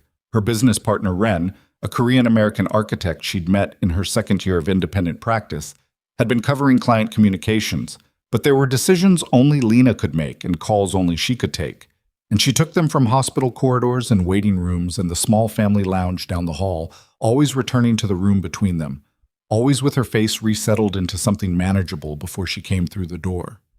She was doing too much. He could see it, not in a dramatic way, not in a way she'd acknowledge if he said it directly, but in the particular texture of her tiredness, which had changed over the week from the acute exhaustion of crisis into something more chronic and structural. The kind of tired that accumulates when you've been the only load-bearing wall for 9 years and the load has increased. He'd been thinking about how to say something about that. He hadn't found the right way yet. With Lena, the wrong framing had a way of producing exactly the opposite of the intended result. He'd figured that out by Wednesday, when he'd suggested she go home and sleep for a full night, and she'd looked at him with an expression that made clear the suggestion, however well-intentioned, had landed as an implication that she needed to be told to take care of herself. She didn't need to be told. She needed the conditions that made it possible. She ended the call and came back into the room and picked up the mediocre coffee without complaining about it being mediocre. "Problem?" he asked. "Client on the Williamsburg project wants to move a load-bearing wall," she said. Ren already told him no. He called me to tell him no again. She sat in her chair. I told him no again. "Did it take?" "It'll take until Monday, and then he'll call back," she said. She looked at Maya, who was reading and hadn't looked up. "He's the third client this week who's called to ask me something Ren already answered." "Because they think you'll say something different?" "Because they think I'm the one who matters, and he's the one who manages me," she said, with the flat precision of someone who has been navigating this particular dynamic for 7 years. "We've been partners for 4 years. Our names are both on the door, and there are still clients who treat him like my assistant." "Has it always been like that?" "It's gotten better," she said. "Slower than it should, but better." She drank the coffee. She looked at the middle distance for a moment. "I need to hire someone," she said, half to herself. "Another architect. Someone who can take the client relationship weight while Ren handles operations. I've been saying I'd do it for a year." "What stopped you?" "Money," she said, "and time, and the fact that every time I sit down to draft the job posting, I get pulled into something else." She looked at her coffee cup. "The firm has been growing faster than I scaled the staff for it, which is a good problem, but it's still a problem." He thought about what Maya had said, that Lena had made everything work herself always, because she'd decided that wanting things that depended on other people was risky. He thought about a job posting that had been half written in someone's head for a year. "Let me help with that," he said. Lena looked at him. "Not with money," he said quickly, because he could see the response forming. That's not what I mean. I mean, I've hired a lot of people. I know what a good job posting looks like, and I know the networks where the right candidates are. Let me draft it with you, when you have an hour." She held his gaze for a moment, assessing, looking for the angle. "Just drafting," he said. "You don't draft things," she said. "You build systems and make decisions." "I can draft things," he said. "I built the first company with a 6-person team and wrote half the documentation myself." She was quiet for a moment, then, "When Maya's sleeping," she said, "this afternoon." "This afternoon," he agreed. Maya, without looking up from her clinical trial data, said, "You should also talk to her about the Red Hook project." Both of them looked at her. "What Red Hook project?" Ethan said. "The community center renovation," Maya said, still reading. "Mom has been trying to get funding for 6 months. It's a historic building. She has the design ready. The community organization that owns it doesn't have the capital." She turned a page. "She won't ask for help with it because she doesn't want it to look like she's using the situation." She looked up briefly. "But it's a good project. I've seen the plans. The structural approach is elegant." "Maya," Lena said in the tone that meant the information was accurate, and the disclosure was still unwelcome. Behavior is data, Maya said serenely, including the behavior of not asking for help when you need it. Lena pressed 2 fingers to the bridge of her nose. She looked at the ceiling for a moment. Then she looked at Ethan with an expression that was composed of equal parts exasperation at her daughter and something more complicated than that. "It's a good project," she said. "That part is true.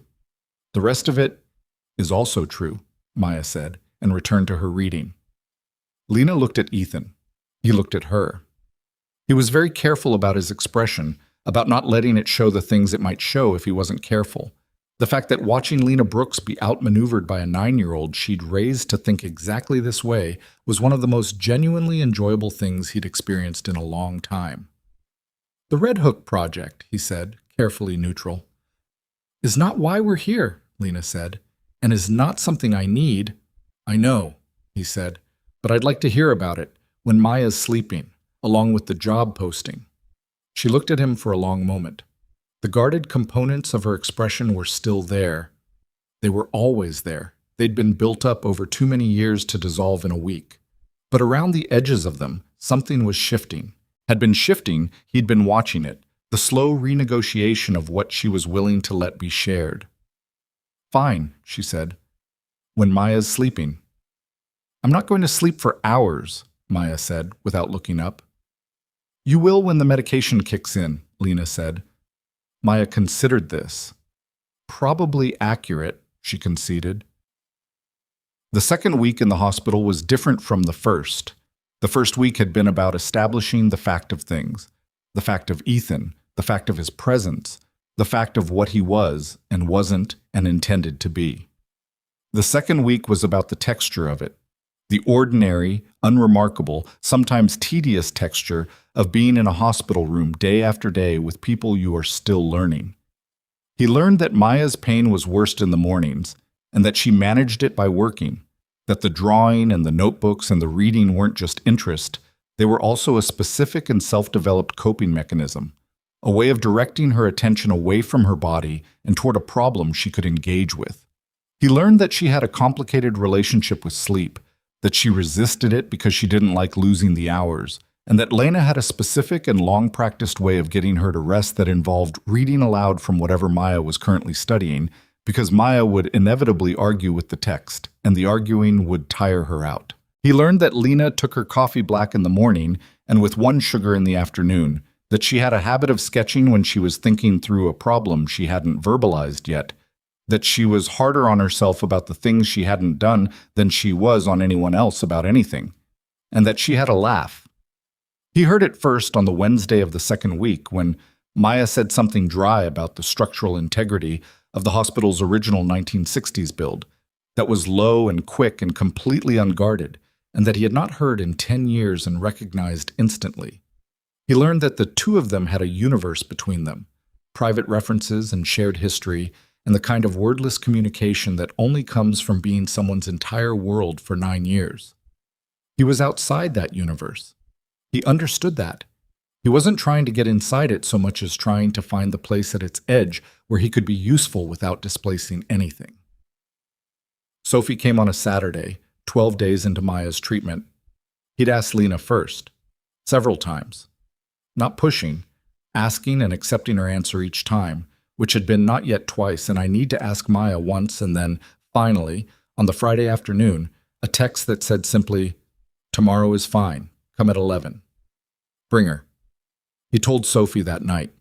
She was at the kitchen table doing homework with the new colored pencils, using the green one for something she wouldn't explain. He sat across from her and said Lena and Maya had said yes, tomorrow at 11, and Sophie set the pencil down and looked at him with the gray eyes and said, "What should I bring?" "What do you mean?" "When you visit someone in the hospital," Sophie said, with the patience of someone explaining something to a person who should already know it, "you bring something. It's basic social protocol." "She has blueberries," he said. "I bring them." "That's you," Sophie said. "I need my own thing." She thought about it seriously. "What is she like, besides buildings?" He thought. "She's been reading medical journals," he said. "And before that, from what Lena said, she was working through a book about infrastructure engineering. She likes systems. She likes understanding how things are put together. Sophie was quiet for a moment, in the focused way of someone actually solving a problem. Then she went to her room and came back 10 minutes later with a book, one of her own, a book about urban planning she'd checked out from the library 2 months ago and hadn't returned because she was still reading sections of it. She put it on the table. "I'll give her this," she said, "but I want it back when she's done." He looked at the book, at his daughter's bookplate on the inside cover, Sophie Calloway, with a small drawing of a robot she'd added herself. "She'll give it back," he said. "I know she will," Sophie said. "I just want her to know it's mine, so she knows she can ask me about it after." She picked up the green pencil again. "Is that weird?" "No," he said. That's very smart." "I know," she said, and went back to her homework. He drove Sophie to the hospital the next morning, which he almost never did because Manhattan driving was an exercise in specific frustration, but it felt like the right mode of arrival. His car, the two of them, unhurried. Sophie was quiet in the passenger seat, in the way she was quiet before things she was nervous about, but wouldn't call nervous. She had the book in her lap, and she turned it in her hands twice and put it in her bag. "She's probably going to be direct," he said. "I'm direct," Sophie said. "You're a different kind of direct," he said. "She thinks everything through before she says it. So when she says something, she means it precisely." "So do I," Sophie said. "You also say 12 other things around it," he said. "She doesn't." Sophie considered this. "Okay," she said. "I'll pay attention." They took the elevator to the 7th floor. He let Sophie walk beside him rather than guiding her, and when they reached room 714, he knocked in the way he'd established. A specific knock, 2 and then 1, that Maya had started responding to by calling "come in" before his hand had fully left the door. He pushed it open. Lena was at the window. Maya was sitting up in bed with the notebook open, and she looked at the door and then at Sophie. And Sophie looked at Maya, and there was a moment, brief, specific, the kind that sometimes decides things, of two children assessing each other across a hospital room. Maya's assessment was visible in the way her assessments always were. She started at Sophie's face, moved to the bag she was carrying, came back to the face. Sophie's assessment was different. She took the room in first, the whole of it, and then narrowed to Maya, and her expression did the thing it did when she encountered something she found genuinely interesting. "Hi," Sophie said. "Hi," Maya said. A pause. Not uncomfortable, more like two systems locating each other's frequency. "You're taller than I thought you'd be," Maya said. "Everyone says that," Sophie said. "It's the genes." She looked at Ethan briefly. "Apparently." Maya almost smiled, the left side leading asymmetrical movement. Sophie saw it. He watched her notice it and file it. "I brought you something," Sophie said. She took the book from her bag and walked to the bed and held it out. "It's mine. I want it back when you're done, but I thought you might want to read it." Maya took the book and looked at the cover, then opened it to the bookplate. Sophie Calloway, the robot drawing. She ran one finger across the robot, which had the same expressive eyebrows as all of Sophie's robots, and then she looked up. "Urban planning," she said. "Chapter 7 is about load distribution and city infrastructure," Sophie said. "It's actually about buildings, but on a bigger scale. I thought you'd probably already know most of it, but there are some parts in Chapter 9 that I didn't know, and I've been thinking about them." "What parts?" Maya said.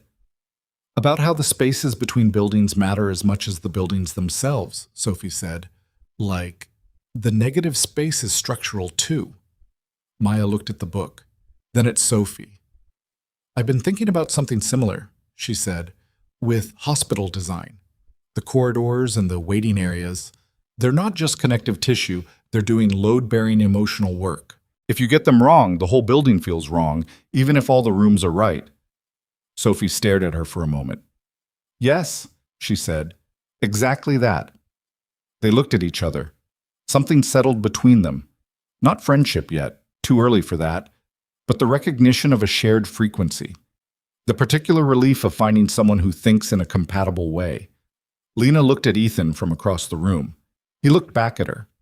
Neither of them said anything because there was nothing to say that would be better than what was already happening. Sophie sat in the chair that had been Lena's, Lena had moved to lean against the windowsill, and they talked about the book and about buildings and about a community center in Red Hook that Maya had seen the plans for and Sophie had not but wanted to, and about whether cities were technologies or organisms or both.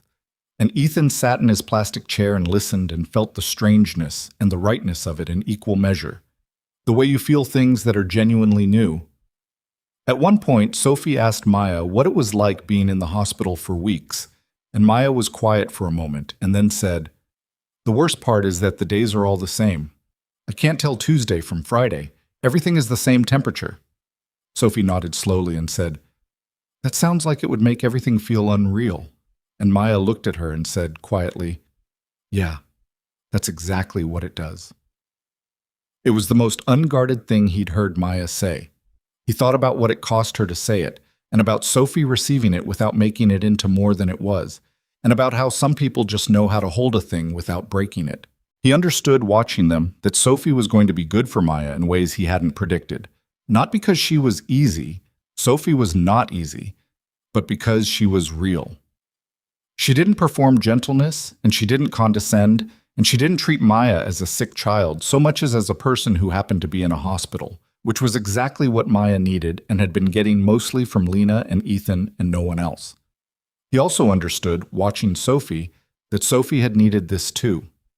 Had needed a peer she could talk to in her own register, someone who matched her without competing, who thought in compatible ways without being identical. Sophie had friends at school, good ones, but there was a specific frequency she operated at that most 9-year-olds didn't share, and she'd been operating at it mostly alone. 2 children, each missing something the other had. The math of it was uncomfortable and also undeniable. Lena moved to stand beside him, close enough to speak quietly. "Sophie's good," she said. "I know," he said. "She knew how to talk to her," Lena said. Not surprised exactly. Assessing. "A lot of adults don't know how to talk to Maya. Sophie figured it out in about 2 minutes." "Sophie has a talent for that," he said. "She finds the register." He paused. "Maya's going to find Sophie a lot, too." Lena looked at the 2 girls. "I know," she said.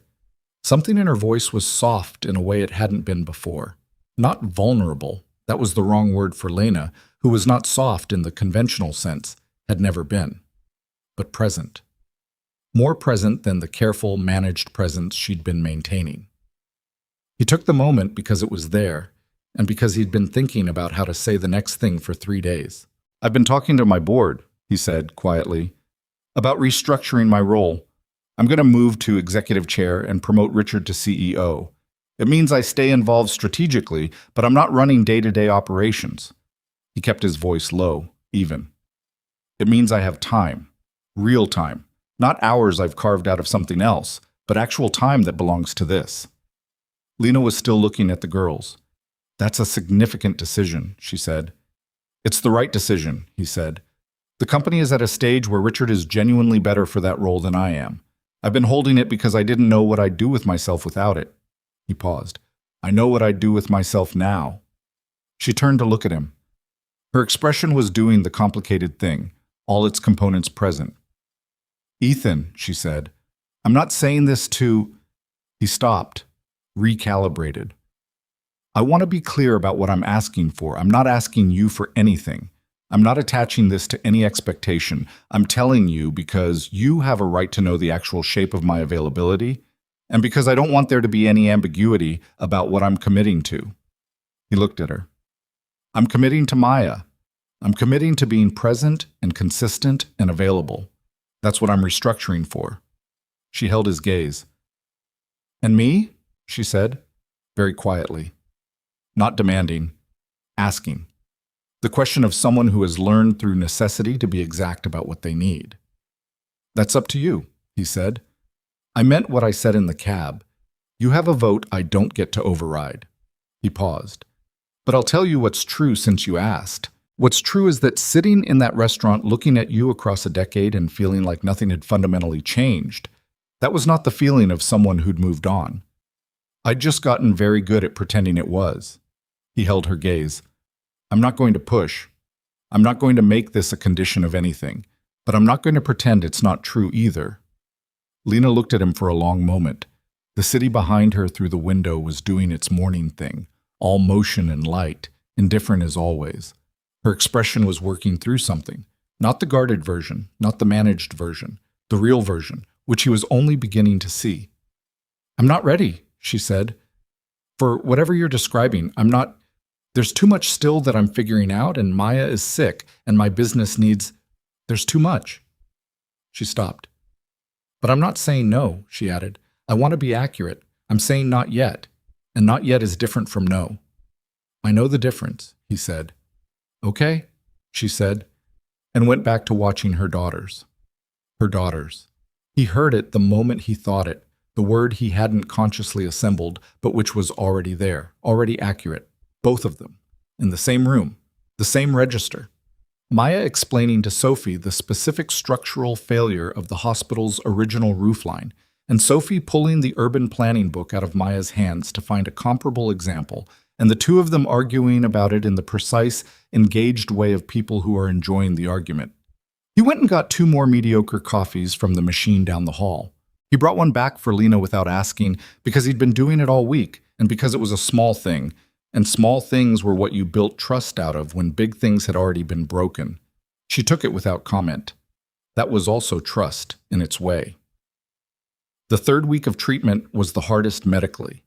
Dr. Okafor had introduced the 2nd drug from the clinical trial on the Monday of that week, and Maya's body took 3 days to find its equilibrium with the new protocol.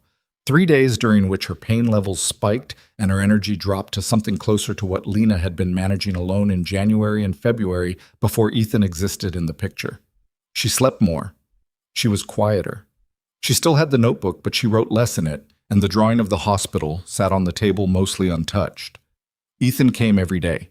He sat in the plastic chair and he worked from his laptop when Maya was sleeping, and he talked with Maya when she was awake, and he brought blueberries every morning without fail, including the Thursday when he'd come from an early board call in Midtown and had stopped at 3 different markets to find ones that weren't overripe. He was not performing consistency. He was just being consistent, which was the only version that counted. On the Wednesday of that 3rd week, at about 2 in the afternoon, Maya woke up from a sleep and looked at him and said, with no preamble, "You know what I want to call you?" He looked up from his laptop. Lena, in her chair, went very still. "What?" he said. "Dad?" she said. "Is that okay?" The word arrived in the room with a weight that was entirely disproportionate to its size. 1 syllable, 3 letters. The most ordinary word in the English language, and also, in this room, in this moment, the most consequential thing she could have said. He didn't trust himself to speak for a moment. He took the moment and sat in it and felt the full weight of it. The 9 years behind the word, the 9 years ahead of it, the girl in the hospital bed who had spent 3 weeks running behavioral data and reached a conclusion she was willing to name. "Yes," he said. His voice was steady. He was proud of that. "That's okay, Yes." Maya nodded. "Okay," she said. The same word she always used when a conclusion was reached and filed. Then she turned over and went back to sleep. Lena was looking at her sketchbook with an expression he wasn't meant to see, and he didn't make her know he'd seen it, just turned back to his laptop and let the moment be private for her, in the way it needed to be. He stared at his screen for a while without seeing it. Dad. He was Sophie's dad. He'd been Sophie's dad for 9 years, had assembled that identity from the ground up, had made every mistake available to a single father with a demanding career and an exceptional child, and had kept showing up anyway because showing up was the only thing you could do once the other options were off the table. He knew what it was to be called dad by one child. He understood its weight. This was different, not more, not less.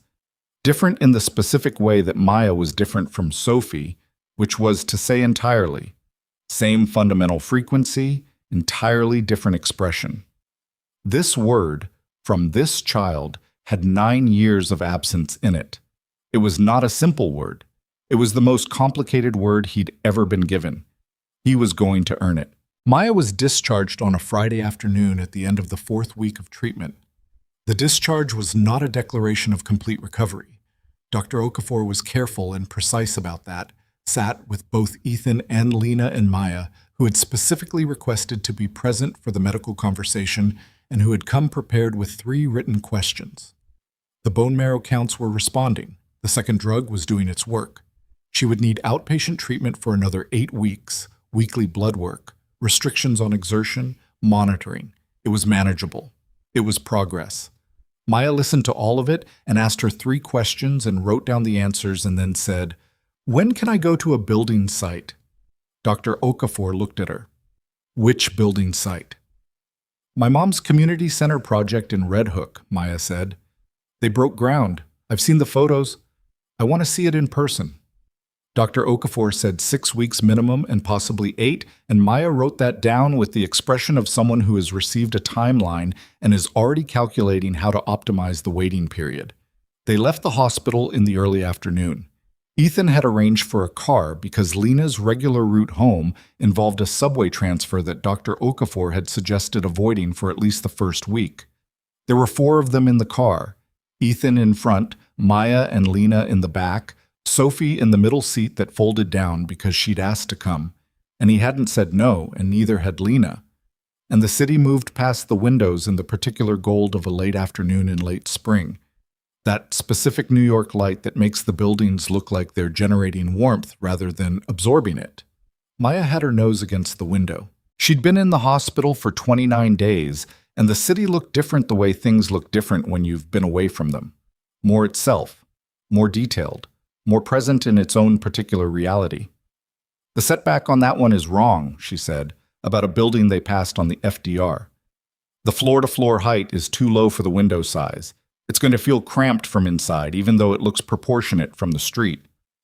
"It's been like this the whole drive," Sophie told Ethan from the middle seat, in a tone that conveyed both affectionate exasperation and genuine admiration. "Every building."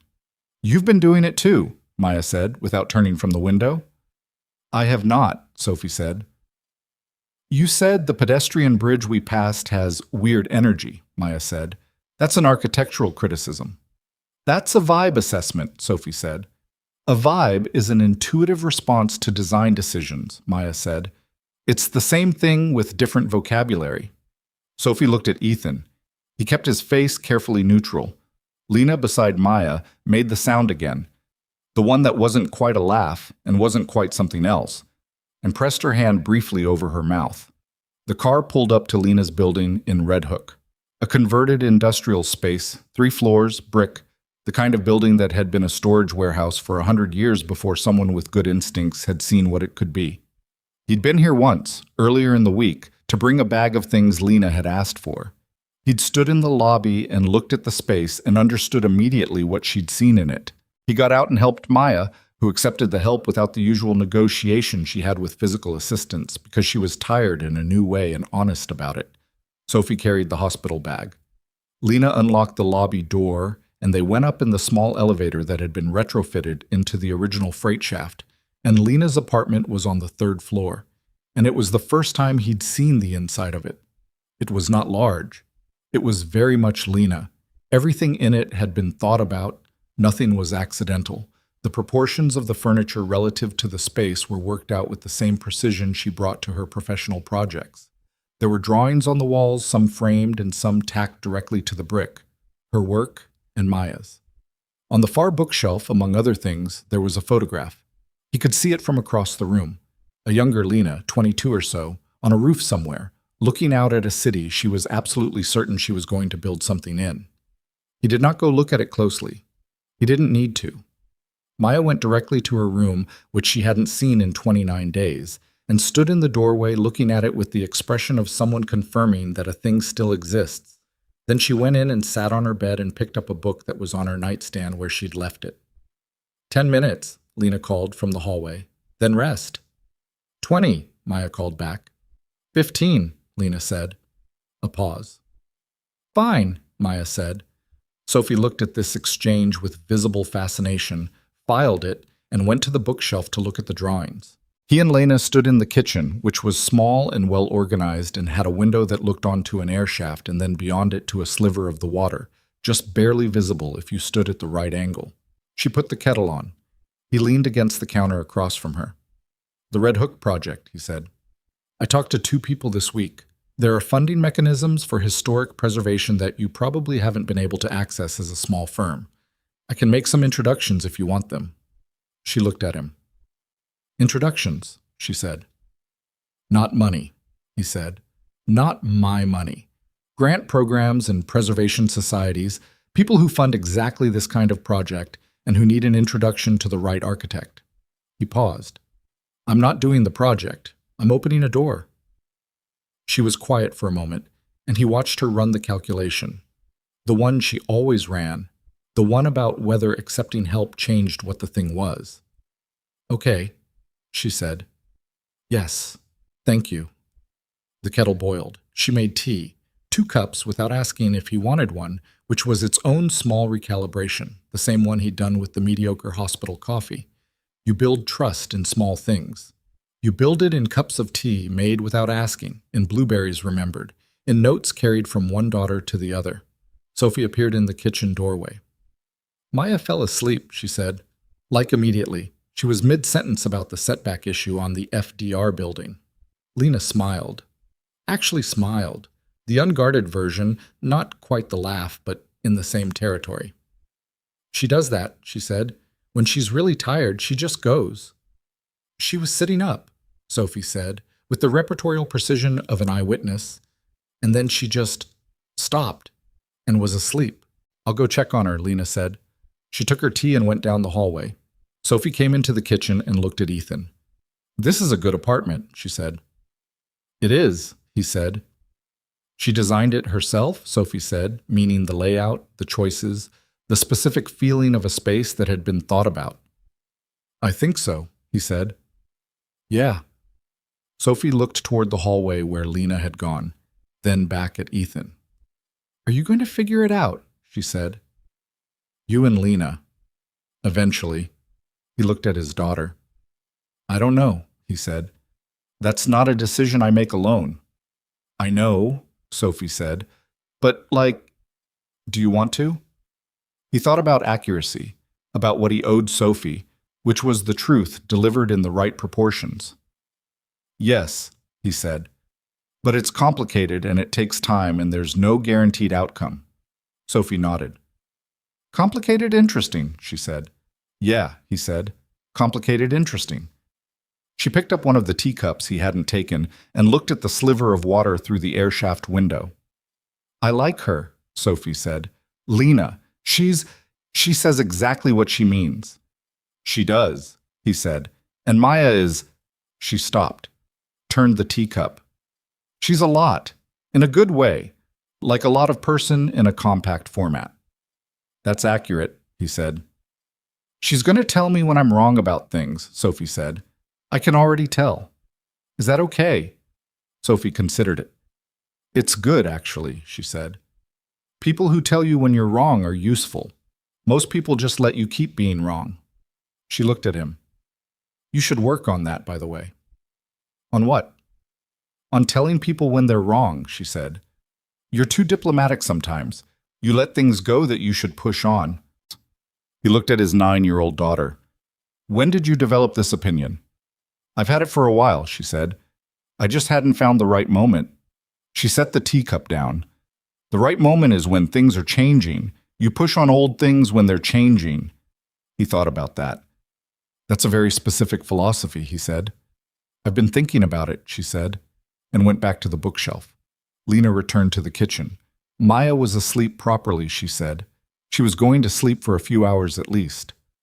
Sophie asked if she could look at the drawings on the walls, and Lena said yes, and Sophie drifted back to the living room, and Ethan and Lena stood in the small kitchen with the sliver of water visible through the window and the city doing its late afternoon thing beyond the brick. Thank you, Lena said. It came out simply, without the usual careful framing around it. For what specifically? He said. For the last 4 weeks, she said. For coming every day. For the blueberries and the engineering summaries and the job posting draft and the funding introductions and... She stopped. For Sophie. That was bringing Sophie when you did, the way you did. That mattered. Sophie brought herself, he said. I just drove. Don't do that, she said. Don't deflect the credit to someone else. That's a habit. He looked at her. She looked back at him with the directness she'd always had, the one that didn't let you get away with the easier version. "You're right," he said. "I'm working on that." "I know," she said. "I've noticed." They stood in the kitchen for a moment in the quiet that the apartment had when both daughters were in their respective orbits and not actively in conversation. It was the first time in 4 weeks that the quiet between them had felt like something other than managed space. It felt, he thought, like the natural quiet of two people who have stopped performing their positions relative to each other and started just being in the same room. "The thing you said in the hospital," Lena said, carefully. "About not yet being different from no." "I remember," he said. "I still mean it," she said. "The not yet part. There's a lot I need to figure out independently. About the business, and about what I want for myself that has nothing to do with you, and about—" She stopped. "I've been the only variable in my own equation for 9 years. I don't know how to add a variable without it changing everything." "I know," he said. "But," she said, and stopped again. "But?" he said. She looked at him with the expression that was the real one, the one underneath all the others, the one she'd been managing carefully, and was now, in this kitchen, in this late afternoon light, allowing to be on her face without correction. "But I noticed that every day for 4 weeks you brought fresh blueberries," she said, "and that you remembered what I said about frozen versus fresh on the first night, and that you texted me at 11 p.m. 2 Tuesdays ago because you'd found a paper on the second drug and wanted me to have it before the morning appointment." She looked at her teacup. "And that you drafted the job posting, and it was better than what I would have written. And you didn't tell me that. You just asked me what I thought of it, and let me arrive at that conclusion myself." She looked up. "I noticed those things. I'm being accurate about noticing them." He held her gaze. He did not fill the silence. He'd learned. "Okay," she said. "That's all I wanted to say," and picked up her tea. He picked up his. They drank in the kitchen with the sliver of water through the window, and Sophie could be heard in the other room having a quiet conversation with herself about which of the drawings she would want to ask Maya about when she woke up. And somewhere down the hall, Maya was sleeping in her own bed for the first time in 29 days. And the city outside was doing what it always did. Going on, enormous and indifferent, and also, if you knew how to read it, full of the specific proof that things continued, that they kept moving and building and connecting, that the space between buildings was structural too, and that what looked like a gap was sometimes exactly what was holding everything up. 6 weeks later, on a Saturday in July, the four of them stood at the edge of the Red Hook Community Center site. Maya had counted the days from discharge with the patience of someone who has learned that some timelines are not negotiable. And on the morning of the 43rd day, she'd presented Dr. Okafor with a typed argument for why the 6-week restriction had been met, which Dr. Okafor had read with what appeared to be suppressed amusement before signing the relevant form. The building was a former warehouse on a corner lot 2 blocks from the water. The renovation was in early stages. The bones of it were being assessed, the historical elements identified and protected. The new design layered in around the original structure with the precision that was Lena's particular professional signature. Maya walked the perimeter with Lena, the two of them talking in the low, technical, intensely focused way they had when they were both fully engaged with a structural problem.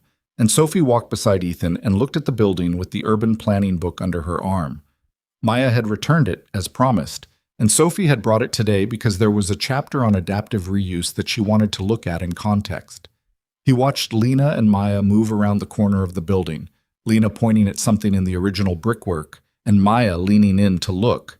And he thought about a conversation on a rooftop in Harlem 12 years ago, and a phrase that had ended up in a design document, and a woman who had built a life from the materials available to her, and a child who had designed a better hospital from her hospital bed.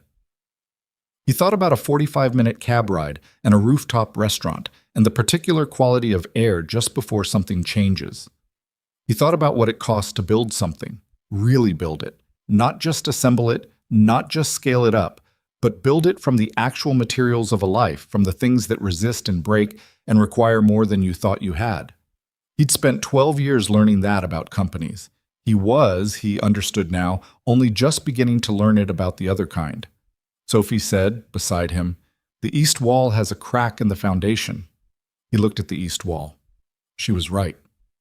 How did you see that? Maya pointed it out when we came in, she said.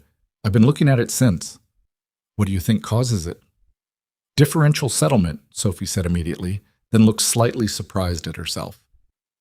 I've been reading ahead in the book, she added, without apology. It's a good thing to read ahead, he said. Maya says the same thing, she said. Then more quietly. She texts me. Did you know that? We've been texting since the hospital. She explains building things, and I explain other things. What other things? Things she hasn't read yet, Sophie said. She hasn't read much fiction. I've been sending her recommendations. She paused. She reads them and then sends me analyses of the narrative structure. It's very Maya. He looked at his daughter. He thought about two children, each operating at a frequency most people couldn't hear, finding each other across a set of circumstances nobody would have designed. He thought about the things you can't plan and the things you can't predict and the ways that life occasionally produces, out of its particular chaos, something that is exactly right in ways you didn't know you needed. He wasn't going to call it fate. He wasn't going to dress it up in the language of things being meant. It wasn't that. It was just people making choices, and sometimes the choices that seemed like the worst ones turned out to be load-bearing in ways you couldn't see until you were standing on the other side of them. He had walked away from something at 22 because he was afraid that love would hold him in place. He'd been wrong about what love was. Love was not an anchor. He understood that now, standing on a construction site in Red Hook on a July morning, watching one daughter read a book and watching another daughter walk the perimeter of a building with the woman who had raised her. Love was not an anchor. Love was the thing that told you where to put the load-bearing walls. Maya came back around the corner with Lena, and Maya was talking already before she fully came into view, something about the window placement on the north elevation, and Lena was listening and responding, and the two of them moved like two parts of a system that had been calibrated over 9 years into something functional and solid, and also, undeniably, beautiful in the specific way that things are beautiful when they work. Lena looked up and found him across the site. The complicated expression, which over 6 weeks had gradually simplified, had simplified again this morning into something cleaner, still layered, still not simple, because nothing about her was simple, and nothing about this was simple, and that was fine. That was actually what made it real. But underneath the layers, something had steadied. She looked at him. He looked at her. Sophie was beside him reading about differential settlement. Maya was behind Lena explaining about north elevation windows. He had not fixed the 10 years. He was not going to fix them. You didn't fix the years you'd missed. You couldn't renovate a building that had already been built without you. You could only work with the structure as it stood and put the new elements in carefully and make sure the load was properly distributed. He understood that. He was going to keep understanding it for the rest of his life. But he was here. He was here on a Saturday in July, with fresh blueberries in the bag he'd brought because Maya would want them after the site visit, and Sophie would eat approximately half of them on the way home, and Lena would take a few without commenting, and they would run out before they got back to the car, and he would go get more because that was just how it went now. That was the texture of it. That was the ordinary, imperfect, irreplaceable texture of showing up. He had built a $4 billion company, and it had been the work of his life, and it was real, and it mattered, and he was not going to pretend otherwise. But this was the work of his life too, this and also that. Both things in the same life, which turned out to be large enough to hold them if you were willing to stop treating it like a zero-sum equation. He was willing. He was learning. Maya reached him and looked into the bag and found the blueberries and said, without preamble, "The north elevation has a window placement problem." "Tell me," he said. She did. He listened. Sophie leaned over to look at the building.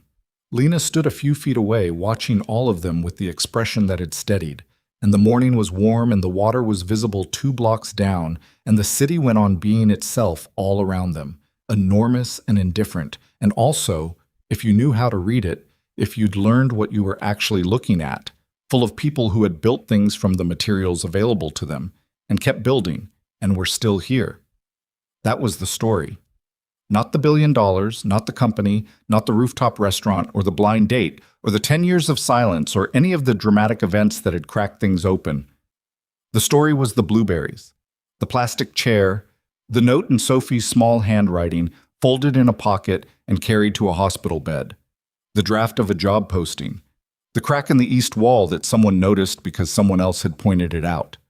The slow, imperfect daily work of being present in the lives of people who needed you to be there. That was what Ethan Callaway had spent 12 years trying to build and had been looking in entirely the wrong place to find. He had it now. He was going to keep it.